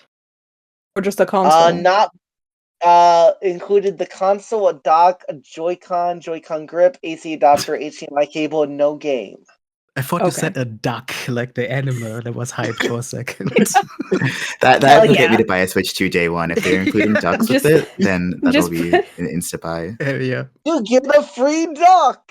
Buy now when you will throw in a pig! Is it Donald or Daffy? That's the question. I hope it's Quaxley. No, see that's the difference. You can buy the Daffy bundle or the Donald bundle. Good lord. So with regards to specific games that we're looking forward to, I have to say that if no game came out in 2025, I would be set because I still have all these games in 2023 and 2024 that I still have to get to. Yeah. Like Unicorn Overlord, Tears of the Kingdom, Baldur's Gate 3, Metaphor. I'm still working my way through like that as well. So I don't know. My backlog is growing and growing and growing. Oh, Shin Megami Tensei 5 Vengeance. There's just so many games that have come out in the past couple of years that I've got a lot I'm get to. That being said, there are 2 games that have been announced that I do definitely want to play. Or 2.5 maybe. That have to be Silk Song because who knows what's happening with that. But the other 2. One of them I've mentioned on this podcast before is the remake of Tokimeki Memorial, the kind of high school life sim, dating sim that was fundamental for a lot of things. The other one is that Off is getting a port for, I think, Steam and I think modern consoles as well. And I'm really excited for that one. It's an RPG that has served as inspiration for a lot of games, including Undertale. And it's been on my radar for a while. Looks just like super, super eerie and unsettling, kind of melancholy. very quirky, very much my jam. I wanted to play it for ages, and I haven't gotten around to it. I think it currently exists as a free download, but I haven't gone through the logistics of trying to get it to work on my computer or anything. But now that it's coming to Steam, that'll be taken care of for me. So I'm really excited for that one. Yeah, that's cool seeing that coming back. I never finished it, but it's clearly a very passionate project. Yeah. I have a lot I could go into, but because I have so much, I'm not sure I should actually go next. I mean, I can go. Sure. The good thing about the How Long to Beat community, I think, is that a lot of us don't tend to focus on the newest and greatest and whatever, and we spend a lot of time looking at older games and not even really caring about new releases because we're so busy working on the gems of the past, Yeah. So I don't feel in this community in particular, I don't feel like an outlier in the fact that I don't have a lot to look forward to. Clearly I'm looking forward to GTA 6, and that's the only, but there's only ever been in the last few years there's only been one game per year that I'm excited that's coming out for. The only thing I can think of is there was one year it was Spider-Man 2 was coming out, Alan Wake 2, and Saints Row, and that was there's so many games suddenly, and I was that's 3 games, it's okay. And I had a decent job at the time, so I was able to afford them, and I still didn't even play them immediately. I haven't even touched Spider-Man or Alan Wake. Well, I've played half of Alan Wake, but I haven't finished it. So I was and Saints Row is now dead in the water, so even when you're super excited for a game, they may not last forever, so Very true. The only one that I'm really focusing on, even they may announce games and then they'll get delayed and stuff like that. So, I can look up all the games that are coming out, but if you look at my Steam wish list, there's a lot of games on there. So many of them are not coming out anytime soon. So I'm I don't even know what's on there. I put things on my wish list and I forget about it until it's on sale. So Exactly. That's the way to go. I was gonna say the same thing. That's how I make this work as well. I see a new game announced that I slap it on the Steam wishlist, and at some point it's gonna announce to me that it's on sale, and that's it. I'm not actively following the status of it or whatever. I think the only it's really rare that there's actually a game on the horizon that I'm looking forward to hard enough that I would potentially be there on day one to purchase it. Right now, I do actually have one like that because Ninja Gaiden Ragebound has been announced a couple weeks or months ago. Yeah, which is I've been long awaiting their return to the classic style 2D platforming of the franchise, the way it started on the NES. And it seems like Ninja Gaiden Ragebound is gonna do that, but polished and extended. Which I'm super excited for. That one, I'm actually considering getting it on day one for whatever price they put on that. It's probably not going to be very high anyway. But other than that, yeah, like you, I put it on my wish list. At some point, I get a notification when it's out and on sale, and that's basically that. Yeah. I'm pretty similar. I'm looking through my library now to figure out which games have been day one buys for me, and they're very few. I know Pikmin 4 I got day one, Metaphor I got day one. But in general, I also try to just wait until games are on sale before I do my purchasing. Yeah. Well, for me, here's the thing. I don't buy a lot of games day one, but the reason for that isn't really because I won't buy them day one. There's a lot of games I'd like to buy day one, but I'm poor, so I can't buy them day one, kind of thing. For me, I would say I do throw games on my wish list and just look at them when they go on sale, sure. But there's definitely a lot of games where I'm paying a level of attention to this. When's it gonna release? What do people think? Does this look good? Does it meet my expectations? Because there's a lot of games most years where I'm ooh, this is a franchise that hasn't had a game in a long time. I want a game. Or this is an indie game where I've been wondering, is it gonna come out or are they gonna make a sequel? Or or like, oh, this is a sequel to a game from like 12 years ago I was interested in, so now I'm interested in this. So that's definitely something I see. I have a lot of games I'm interested in this year, actually. I could talk about. I'm not sure if I Such should, as? but okay. So I'm gonna go with the first one I'm gonna talk about is a third game. It's Fuga Melodies of Steel 3. The Fuga series is like a series of games. It's by CyberConnect 2. They make a lot of licensed games, but they've long had a series, like an interconnected world, called the Little Tail Bronx series. That's been going on since like the PS1. It's like a passion project for them. And they use the money they get from making like anime games and anime fighters and licensed games, and they funnel it into making one of these probably every 5 to 10 years. And then it doesn't end up selling a lot, but they don't care. It's a passion project. And then they make more licensed games and they funnel it back in there. But the Fuga games have actually got enough success, they're going to just make sequels to them. And because of that, I've been very interested in that. I own the first one. I forget do I own the second one, or was I not able to afford it? I'm going to quickly check that. They're No, definitely second one's just on pretty my list. pricey. Yeah. Yeah. I mean, they're one of those ones I don't mind like paying a high price for them if I can afford the high price. Especially because like this is a smaller studio. These games don't make them a lot of money, kind of thing. It feels nice to give them some support. They're like the Fuga, the earlier games are a different style, but the Fuga games are like tactical RPGs, which I dig tactical RPGs. Kind of like a in between of like a darker and lighter storyline. It's all furry too, which I mean, I noticed. I grew up on reading like Star Fox 64 fan fiction. This is my jam. I will not hide myself. Oh yeah. Hell yeah. But that I'm very excited for. Not something I'll probably be able to purchase for quite a long time, but I'm very excited for it. Let's see. I'm waiting a moment. Fatal Fury, City of the Wolves. I'm very excited for that.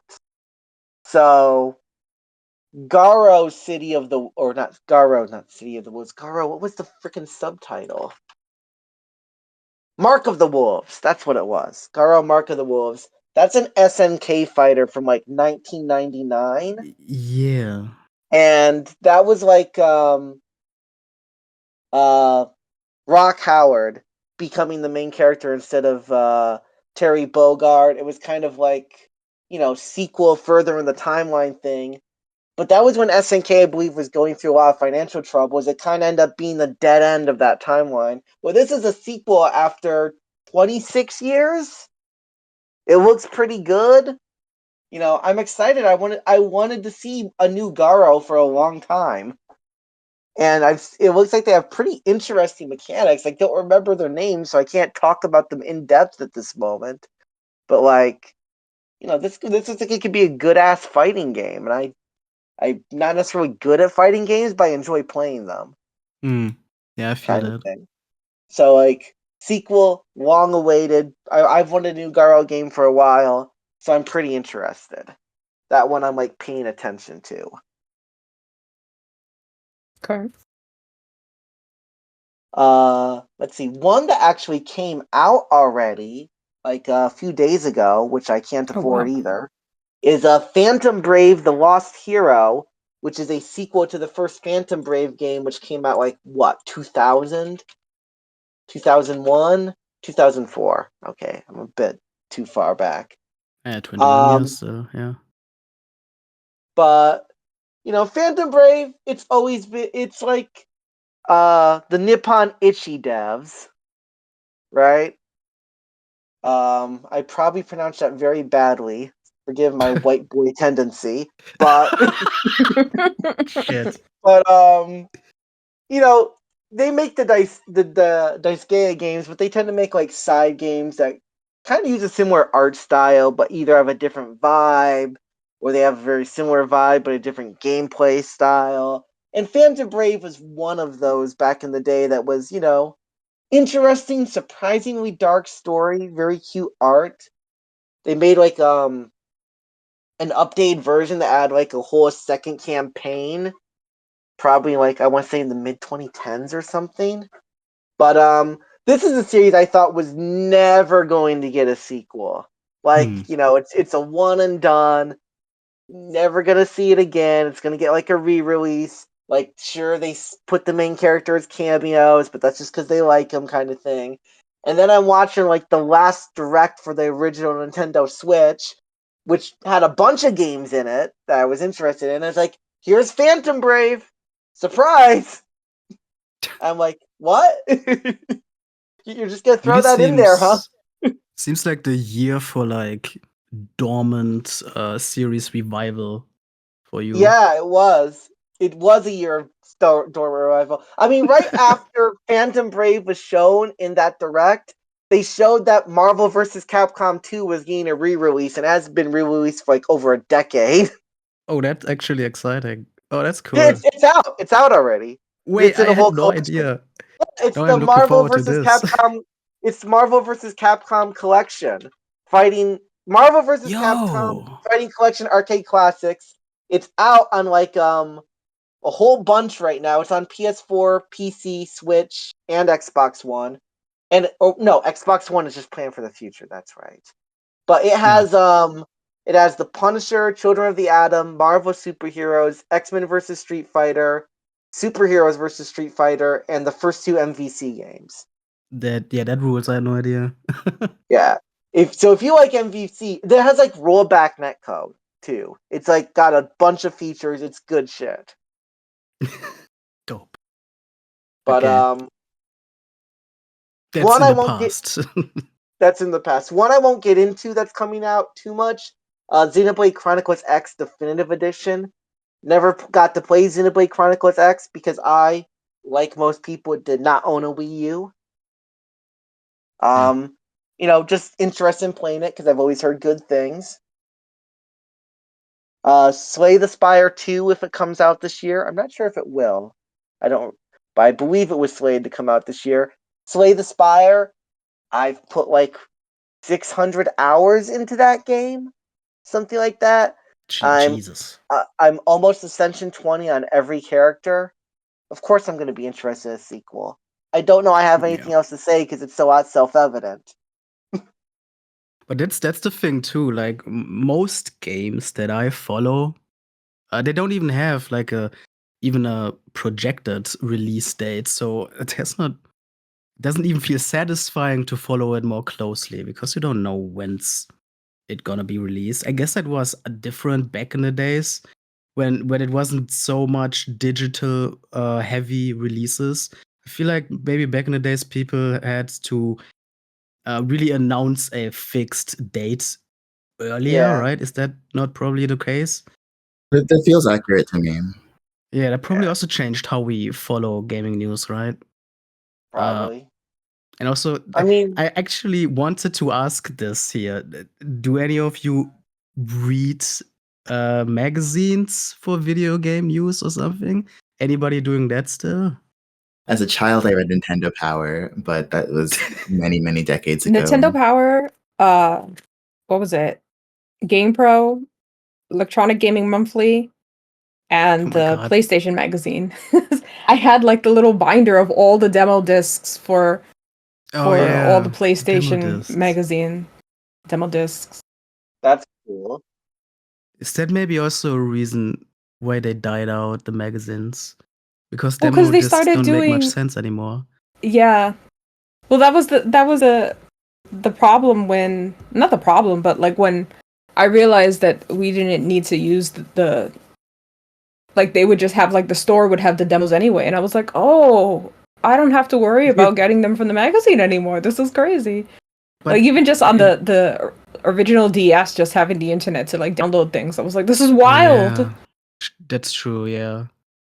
For me, I never subscribed to a magazine because hell, if I could afford a subscription service. But I feel like I kind of look at some magazine stuff nowadays. In a way, magazines are sometimes more interesting in retrospect than in the moment, I feel. Yes, 100%. Yeah. But I feel like with how easy it is to just get news from the internet, I don't go to magazines as my primary source of getting news. Yeah, that's the thing. They're, Yeah. Yeah. they might be, they're more like supplemental, where like I want to hear like maybe like they interview someone for a preview, for example. Well, I might be interested what the game designer has to say or whatever. Yeah. But if it's just like game is announced, I probably already heard that. Yeah, exactly. Yeah, I follow a lot of gamer blogs and sites on my RSS feeder, and that's basically how I get Oh. news now. I Before this I went looking to see which people I follow on Steam, because there's always that button to like follow, and there's a lot of publishers and developers that I follow, but there's no way to see who you followed. So no one will know because I know I've pressed that button many times, but there's no way to know until like they pop up in your news feed. But I don't ever check the news feed. So what was the purpose of that? I don't know. I do know Sounds that like I a jump follow. scare game that could be made for an indie. You forget you follow stuff, you start getting these creepy messages about new games. Sure, Yeah. yeah. That can be a The damn only one I annoyance know game for right sure there. that I follow is the Wholesome Games curation thing. Right. Right. And Wales Interactive, because I love full motion video games. So I will play everything that they put out. Shit. Yeah, okay, that's cool. I It's a like cool it. niche. I don't follow. I don't think I've ever used an RSS feed ever. Funny enough. No, me neither. I'm pretty sure my source of news comes primarily from the fact I'm in multiple discords with a bunch of people who are gamers, and Yeah. thus they just post a lot of gaming news a lot, or like just like checking Reddit. Sometimes I'm going to GameFAQs and I see something new on the front page. So Jesus. So my question is, how do you is that basically you just get it from Discord then? Because I don't know how else I would stay on top of like sites. There is another thing that helps. Funny enough, is being in the fantasy critically. You see what games get added Right. to watch to the That's list, fair. and then I just see like a new game and I Google it. But I'd say honestly, probably most of my news comes from either word of mouth, being on a website like How Long to Beat or Backlogged or whatever, where it talks about new releases, or I hear people talking about a game, or like I'm bored and I browse the gaming Reddit or something like that. I see game. I had game. I would say my method of video game news consumption is pretty similar to Roy's in that it's mostly passive of what I glean from Discord servers. I'm in a couple different Discord servers, many of which have a games news channel. So I'll check those like daily and see like the different links people post. And if it's something that catches my eye, then I'll click through to the article and see what that's all about. Yeah. Or I will, like, if there's a Nintendo Direct that's announced, I'll watch those. Yes. I watched directs and stuff. I watched like Oh yeah. showcases directs. But I wouldn't say that I actively, I'm not an active consumer of video game news. Another way that I learn about new games that are sort of like on the horizon is if I'm on Twitch and then all of a sudden everyone's like playing a game that I've never heard of before. Right. That's I've also had true, games yeah. that have been brought to my attention that way. Right. But yeah, I don't actively go out seeking video game news, I wouldn't say. And especially with regards to trailers, if there's a game that I know for certain I'm going to buy, I'll watch like the announcement trailer, but I try to go in as blind as possible. So I sometimes even avoid trailers. Like one example that comes to mind for me is Tears of the Kingdom. I watched the very first announcement trailer, did not see any of the. I refused to watch any trailer after that. So a lot of the things like the crafting and stuff was a complete surprise to me when I first got to the game. Oh, nice. Right. Yeah, I don't like watching trailers to games either. Yeah. I funny enough, I watch a lot of trailers. I think I tend to sometimes spoil myself on games before I buy them. And I think one reason that's for exactly why I that, don't watch them. I think one reason for that, I mentioned this I think in like the first episode. I'm pretty poor. I grew up pretty poor, and there was definitely a long period where I could not just buy games. So the only way to keep up to date to thing was to like watch games, as it were. See other people play them. Yeah. So I'm kind of used to that. Yeah. I mean, that I So do too. Most of my watching on YouTube is probably, watch people play and yap about random obscure video games and shit. That's also how Yeah. I get stuff Right. in my brain. and I think my equivalent to the RSS feed would be social media, especially when I still used to use Twitter before it became annoying. That was my main source to follow game developers directly and get the news that way. And of course, they also share each other, so you'll find new stuff over that. That was always very convenient. Um, right. it's happening on other social media platforms as well in a less active way, I think, right now, since Twitter is unfortunately like the one. So I still got a little bit of that on other sites like Blue Sky and whatnot. But yeah, that was usually my main thing to keep up with new indie stuff. And because indie games are usually the bulk of what I'm interested in coming out in the future, that was always like the main way to keep up with them. I'm not one to follow big brand AAA news because 9 out of 10 times, even more than that, it's not something that I care about. So all of Yeah. those sources, they they don't Fair enough. fathom me. Yeah. I was gonna say that Oh. I did just remember another thing that I find for news is just like I watch some YouTubers like Nitro Rad and Yeah. stuff like that, and like they'll Shout talk out. about game I haven't heard of. You know, I'm Yep. technically subscribed to Skill Up, and sometimes I check out his videos, and he does like a weekly gaming news thing. But he also sometimes is not somebody I'm really interested in watching, so I'll go like months without actually watching a video, Yeah. kind of thing. So it's just like I pop in maybe. So like sometimes I like see a YouTuber mention something. I'm technically subscribed to Nintendo Life, but I rarely watch their videos. But I'll see like a game pop up in my feed, and I'll be like, oh, like 3 days ago, Nintendo Life mentioned that Tales of Grace remastered was on Switch. I'm like, I didn't hear that even got remastered. That game never had its full features come to a system I actually owned.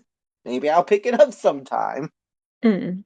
Really cool thing about the whole YouTube stuff is also that there's nowadays super niche channels really focusing on one specific thing. I know I follow a YouTuber that literally only does news videos on monster taming monster taming Right. games.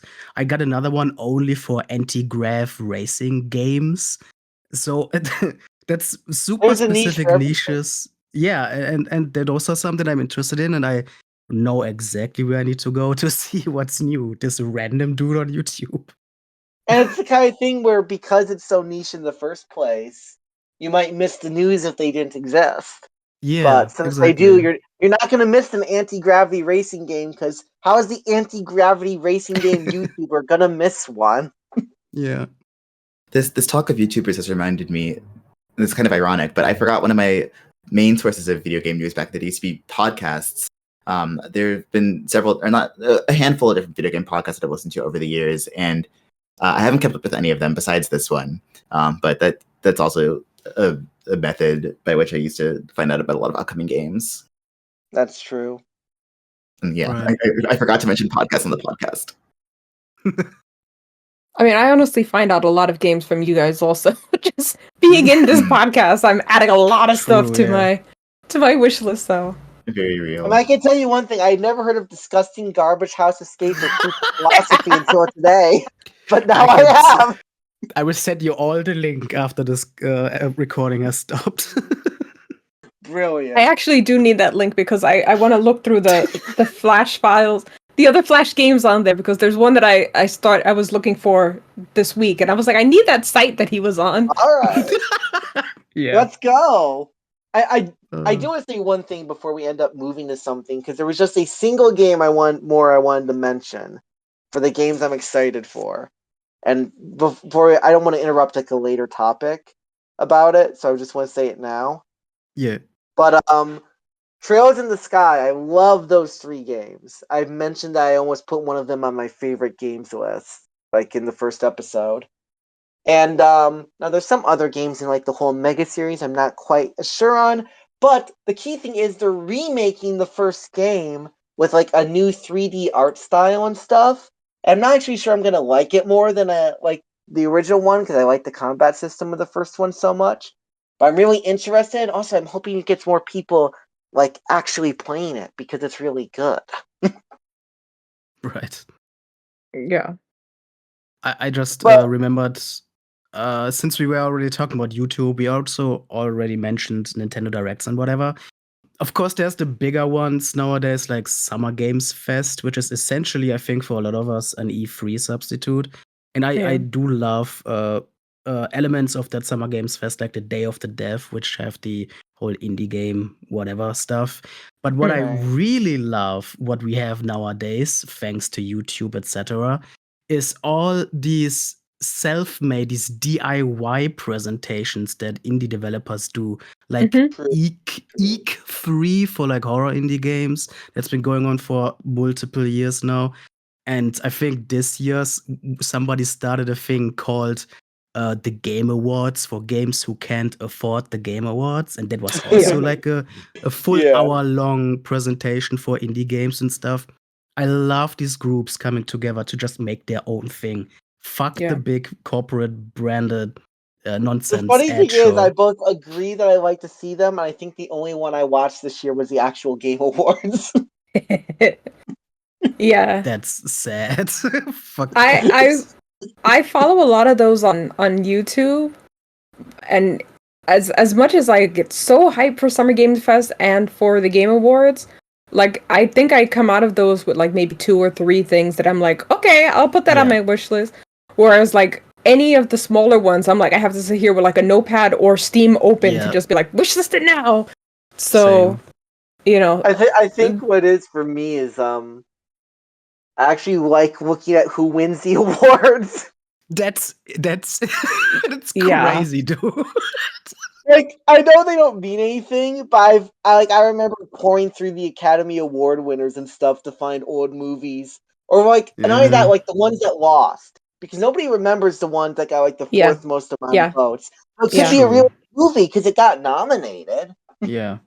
Yeah. But I mean, I think I've voted in like every Game Awards for multiple years now. For example, Oh, it never has games that I actually played. So I mean, if it doesn't have one I've played, I pick one I've watched.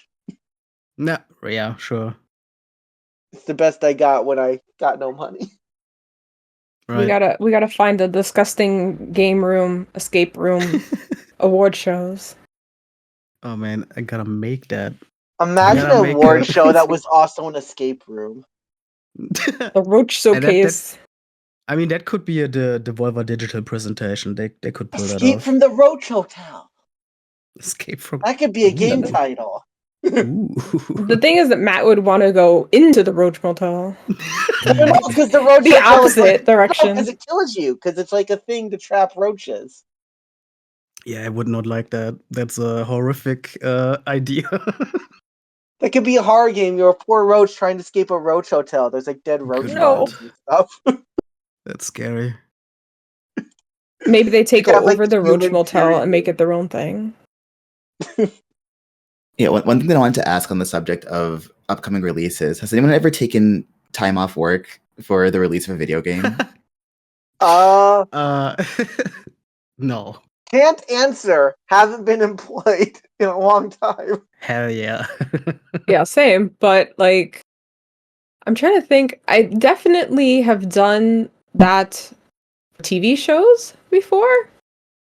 When I've had to like work nights or something, I would like, no, I have to be home at this point. But Which I don't show? think there's I gotta be been curious. Like, what shows have you done that for?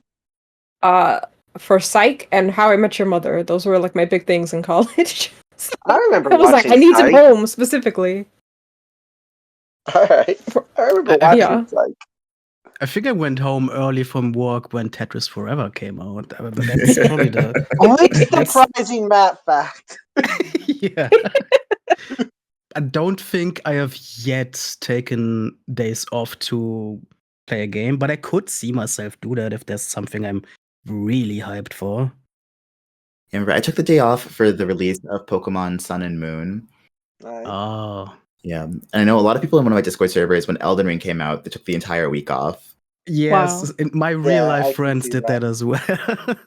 I've known some people who like had a whole checklist to do when like a Fallout game was coming out, or like one of those like Bethesda games or BioWare, where they were like, "You're not going to see me for the next 2 months, so like get all my socializing in before, because they're going to be off the grid Yeah. outside of the game." So Off the grid and outside the law. Yeah. But yeah, I don't think I personally, I think for both of the Zeldas were the last ones that I cared about, that the ones that I pre-ordered. And I wasn't employed during those times, so I didn't have to take off. Yeah. Hell It was yeah. alright. But yeah, I think the only time I think I would take off was if I have to go. Yeah, like if I pre-ordered it physical, get it, then I'm like, I don't want to do that at night after work, so I'm gonna do that Yeah. during the daytime. And then since I'm off, I might as well just play it. So Right. Makes sense. I think the most ever that I probably did that with is probably when I was a kid. I'm sure at some point. I don't even remember when Oh I yeah, went yeah. out. Skipping You school know, for a game. Oh no, hell yeah. There's no way I could have gotten away with that. I went to a charter homeschool when I grew up. Oh, that sucks. I couldn't even skip school, but I could sneakily move away from what we were doing and play my Game Boy Advance or whatever. Hell yeah. A stealth But game to get to your video game. yeah, but honestly, I don't even know if I did that often. I'm pretty sure a lot of times I just did my homework and then played my game. Damn, I didn't even do my homework. there was a lot of times in high school, I remember, where there were 2 different ways to get to the second floor. And we always used to have to sneak past because they didn't want us to go to our lockers during lunch for whatever reason. So we used to have to like sneak out and go up to the lockers, and we would play Game Boy or whatever, DS at the time. Pretty sure it was Game Boy.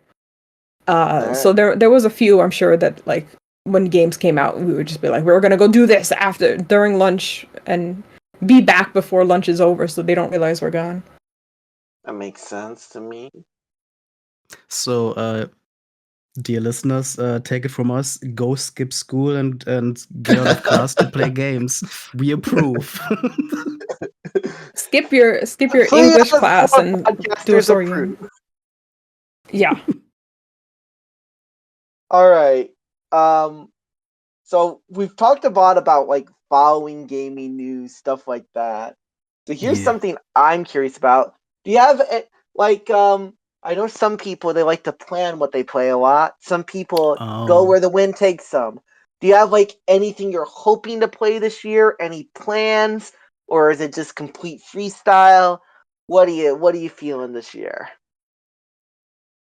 I do like to do like seasonal gaming. I do like, like I did all this goddamn snowmobile racing in winter.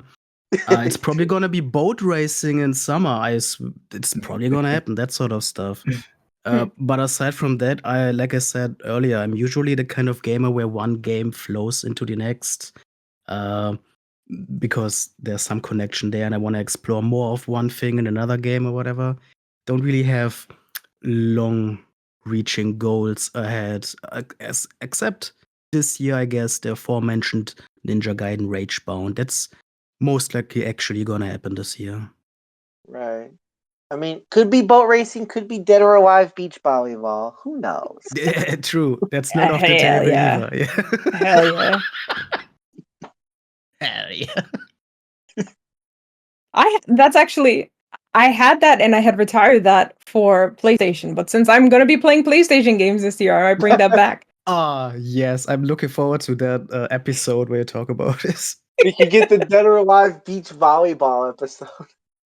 Yeah. The spoiler cast.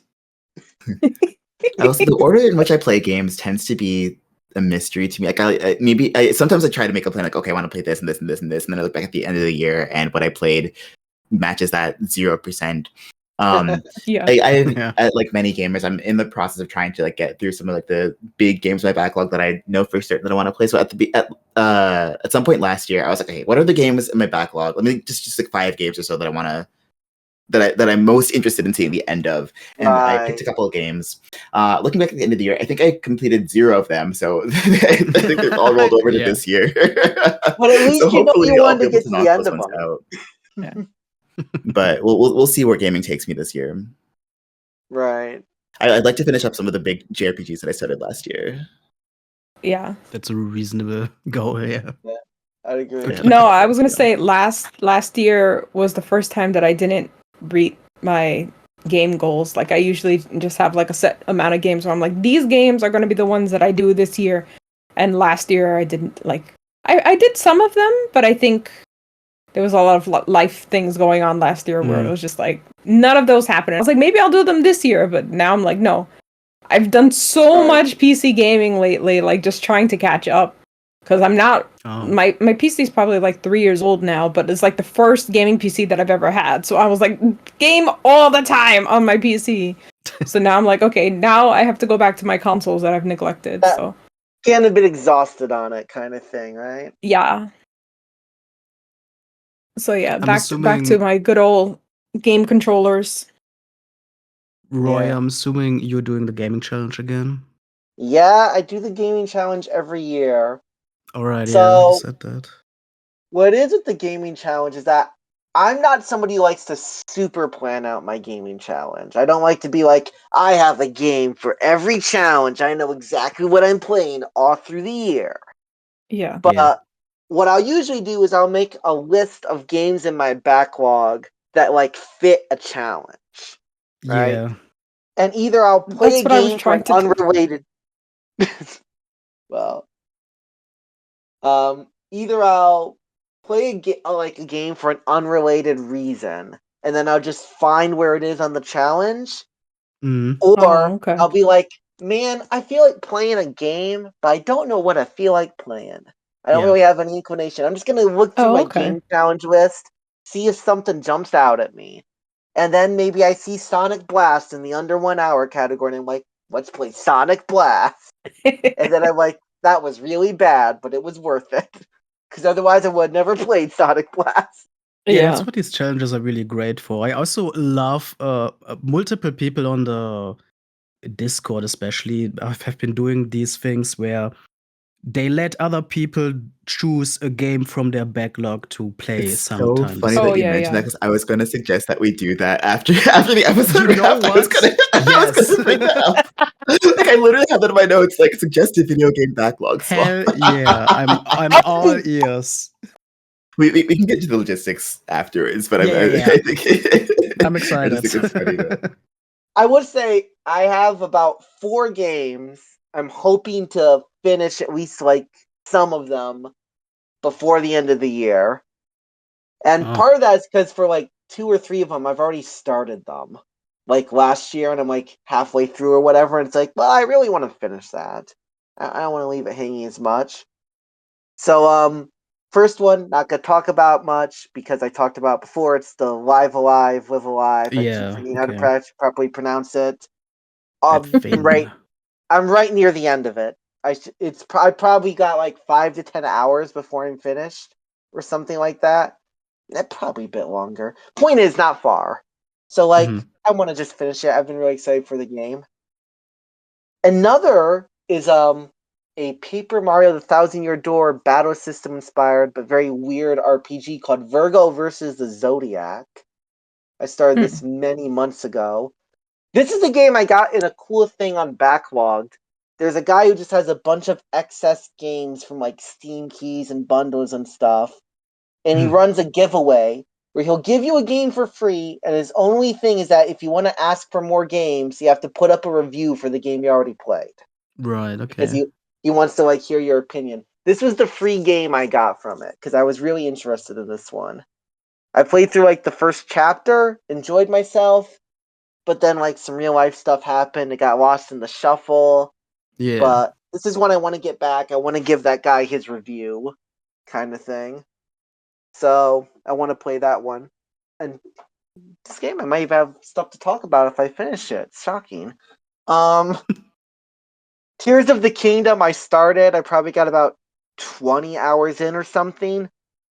What happened is I got stuck on like opening one of the towers. You know, like the towers just to get mapped. Not even like an important part of progressing the game. But just frustrated me a bit. And at the time I was like playing it in the mornings. Like, I'll play Tears of the Kingdom for a few hours and I'll do other stuff. But then my mornings got like not the same schedule and not the same amount of free time. Fell off the radar. It's probably the game that's going to be hardest to complete because it's long. But get with me and only play short games, and you don't have. Well, no. See, the funny thing is, if we go to an overall goal, I haven't talked about it yet. One of my goals for this year is to play less super short games and play more robust experiences. Right. Because last year I played a lot of really short games, and it's fun to do that. I'm probably still going to do that, but even just like a 5 to 6 hour experience, just something a bit more robust. Yeah, you gotta have the variety. I agree. Right, like last year, I think I'm gonna say probably of the 26 games I finished, probably 15 or more were like an hour or less, and like that's starting to get a bit too like that. And the last game on my list I'll mention is a Sonic Adventure 2, which I've wanted to play for decades, and I should probably actually finally do. And one of my friends was streaming themselves play Sonic Adventure 1, and they're playing some Sonic Adventure 2, and I'm like, I should just finally get on that. I had started on Steam, kind of had a few issues. I might just go back to it. I might emulate it, but I should do it. Sonic is probably also on my list somewhere for this year. I've been thinking about playing some Sonic game throughout the year as well. You can play Sonic Blast like I did. We'll see. I got a bunch of my backlog already, I think.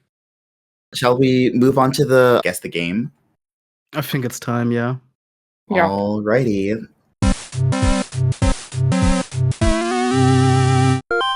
Yeah. Let's do it. Okay, so it's time for everyone's favorite mid-podcast game section, the Guess the Game, the game.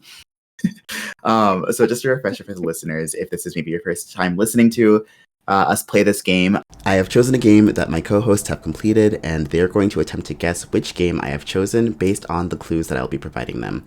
They will receive up to 3 clues, each corresponding to a playthrough submitted by a How Long to Beat user. The clues will contain that user's playtime as well as their notes for their completion. In the first round, the clue will correspond to a main story playtime plus the notes. In the second round, the clue will correspond to a main plus sides playtime and the notes. And the final round, they'll be hearing the 100% completion playtime as well as the notes for a 100% completion playthrough. The notes will get more descriptive as each round progresses. So if they guess correctly in the first round, they'll receive 3 points. If they guess in the second round, they will receive 2 points. And if they get it right in the final round, they will receive 1 point. Currently, Leah is the only person on the board with 3 points. The rest of us all have 0. So, hell yeah. So we'll see where this week takes us. The game this week is one that I know that Leah and Roy have completed it. I have not seen I have not seen this on Matt's completion list. So I don't know if you played it or not. Just as a little side note, it's so hard trying to find a game that like everyone has completed. I was looking for a good time for like a substantial amount of time, request. But eventually I gave up and. I was about to be impressed when you said. I feel like with as many people as we have, there's going to be at least one person who hasn't completed it most weeks. Yeah. Ideally, every person has at least interacted with it. That would be. Oh, you know what'd be funny? You know, it'd be funny if we gave like +1 point if it's not on your list and you get it. So I get a bonus. I'm not opposed to that actually. I think it's a good. That's good. Yeah. I'm actually like that. +1 bonus point if it's not on your list, you still get it. Okay, I like that. So you heard it here first. We're adding a new rule this season. What Roy just said. All right. So are you all ready to hear the first clue? Yes. Okay, so this is a main completion from user Plugged Into Gaming. Took them 39 minutes, and they commented, just to run through the game, no achievements. Well, that doesn't say much. Yeah, this is a very vague one. If you get it just based What's on the this time? one, How long did it take? 39 minutes. 39 Okay. minutes. So it's got to be a short game. It has to actually Yeah. have achievements, or he wouldn't mention that he didn't get achievement. Well, it's not Tetris, that's for sure. They've never released a version of Tetris without achievements? I don't think so. Well, it's also not on my list, so it's not Tetris. There's probably no Tetris game that's avoided your list. Yeah. I'm gonna take a guess of Cannabot. I'll let everyone get their guesses in for the round before revealing if any of the round one guesses Yeah. are correct or not. Pretty blind 39 guesses, though. minutes. Yeah. No achievements in 39 minutes. So it's And both Leah and Roy have beaten it, so it's some bullcrap that you like to play. It could be bullcrap I don't like to play, but just completed. but it was quick, yeah. Right, yeah. I would say Blast is under an hour. Yeah. I'm trying to think. There's so many itch games I've played that are under an hour. Well, how many of them have achievements? I don't pay attention to achievements. They They could all have achievements. I have no idea. The thing is, we don't know if the user is saying the game just doesn't have achievements or they didn't achieve any achievements. Well, why would you Right. mention it if the game doesn't have achievements? Maybe he's just an achievement hunter, and so that's something he That's generally mentions. fair, that's fair, actually. Yeah, the full comment says 0 out of 10, no achievements. No, I'm kidding. Actually, wait. Can I change my guess? Sure. No. Because he hasn't revealed it yet. Yeah, I say yeah, and no one else is Tori. gonna guess that though either. So I'm gonna do it the Tori 3D. Tori, okay. I don't know. I'll say What's Arcane a random Beak. 93? Okay, big. I don't know. What can you play 93 minutes that I haven't played? 39. How about... Oh, 39! Jesus Christ. What? It's 39 yeah, minutes. that's where I am. That's why we're guessing some of the games we're guessing. Now Matt's really confused. I can see his face processing this new information. It's probably Puyo Puyo Tetris. That's not on my list. Alrighty, so no one has guessed it this round, so we're going to move on to the main plus sides round. So better. keep those thinking caps on. This one is submitted by user Eric T. Bar. Their playtime was 48 minutes, and they said, tried a couple of different options, got to credits twice, and reset on a couple different years. Years. Oh, Is this? Oh shit! Does that count as years? Is the thing. What Shit. is that Different one game? no, I year. didn't play that actually. Never mind. What is that game with the webcam where you're not allowed to blink? I'm googling the name of that. That's my guess.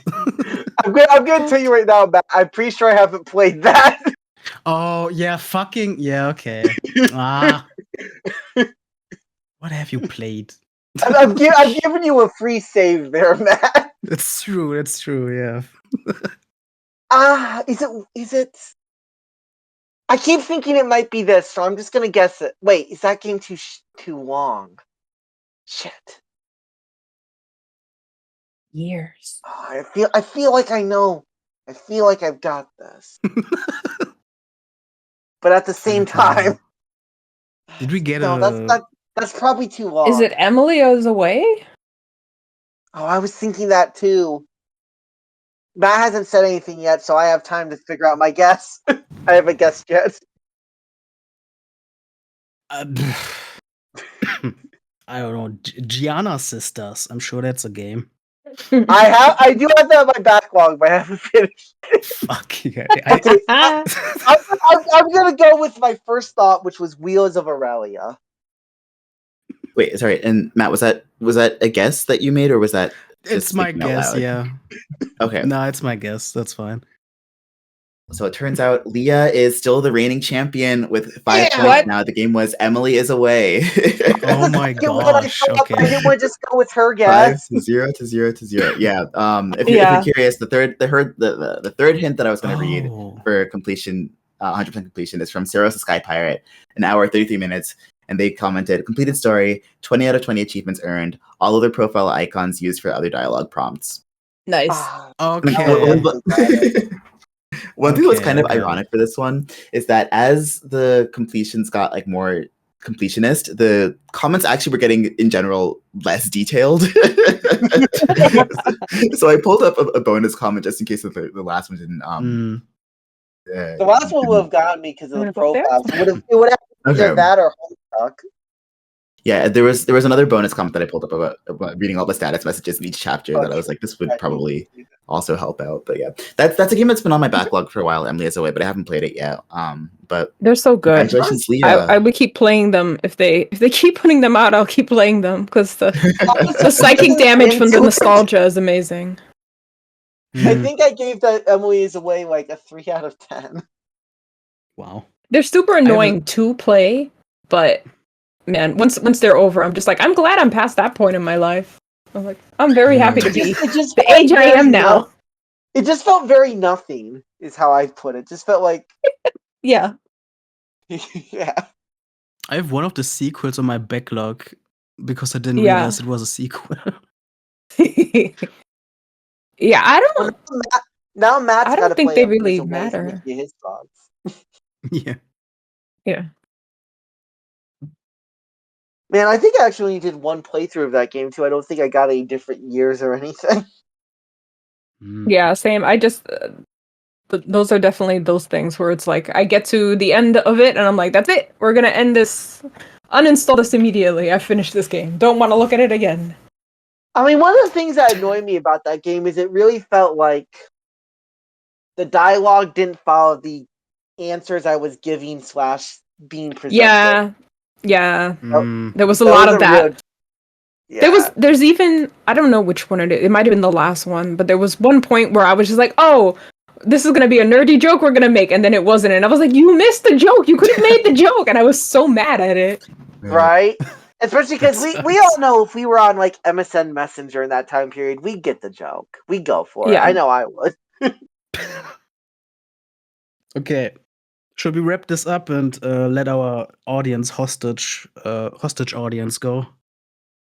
They can escape the podcast motel. Podcast Motel. Okay. Right. That's it. We've talked about games and how long to beat them. Because thank you all again for tuning in. Feel free to reach out to us on Discord or on the forums or to our email address, hltbpodcast@gmail.com. So remember to skip school to play video games, and until next time, bye-bye. There we go. Bye. Bye. Bye. Alright, I think we're done now.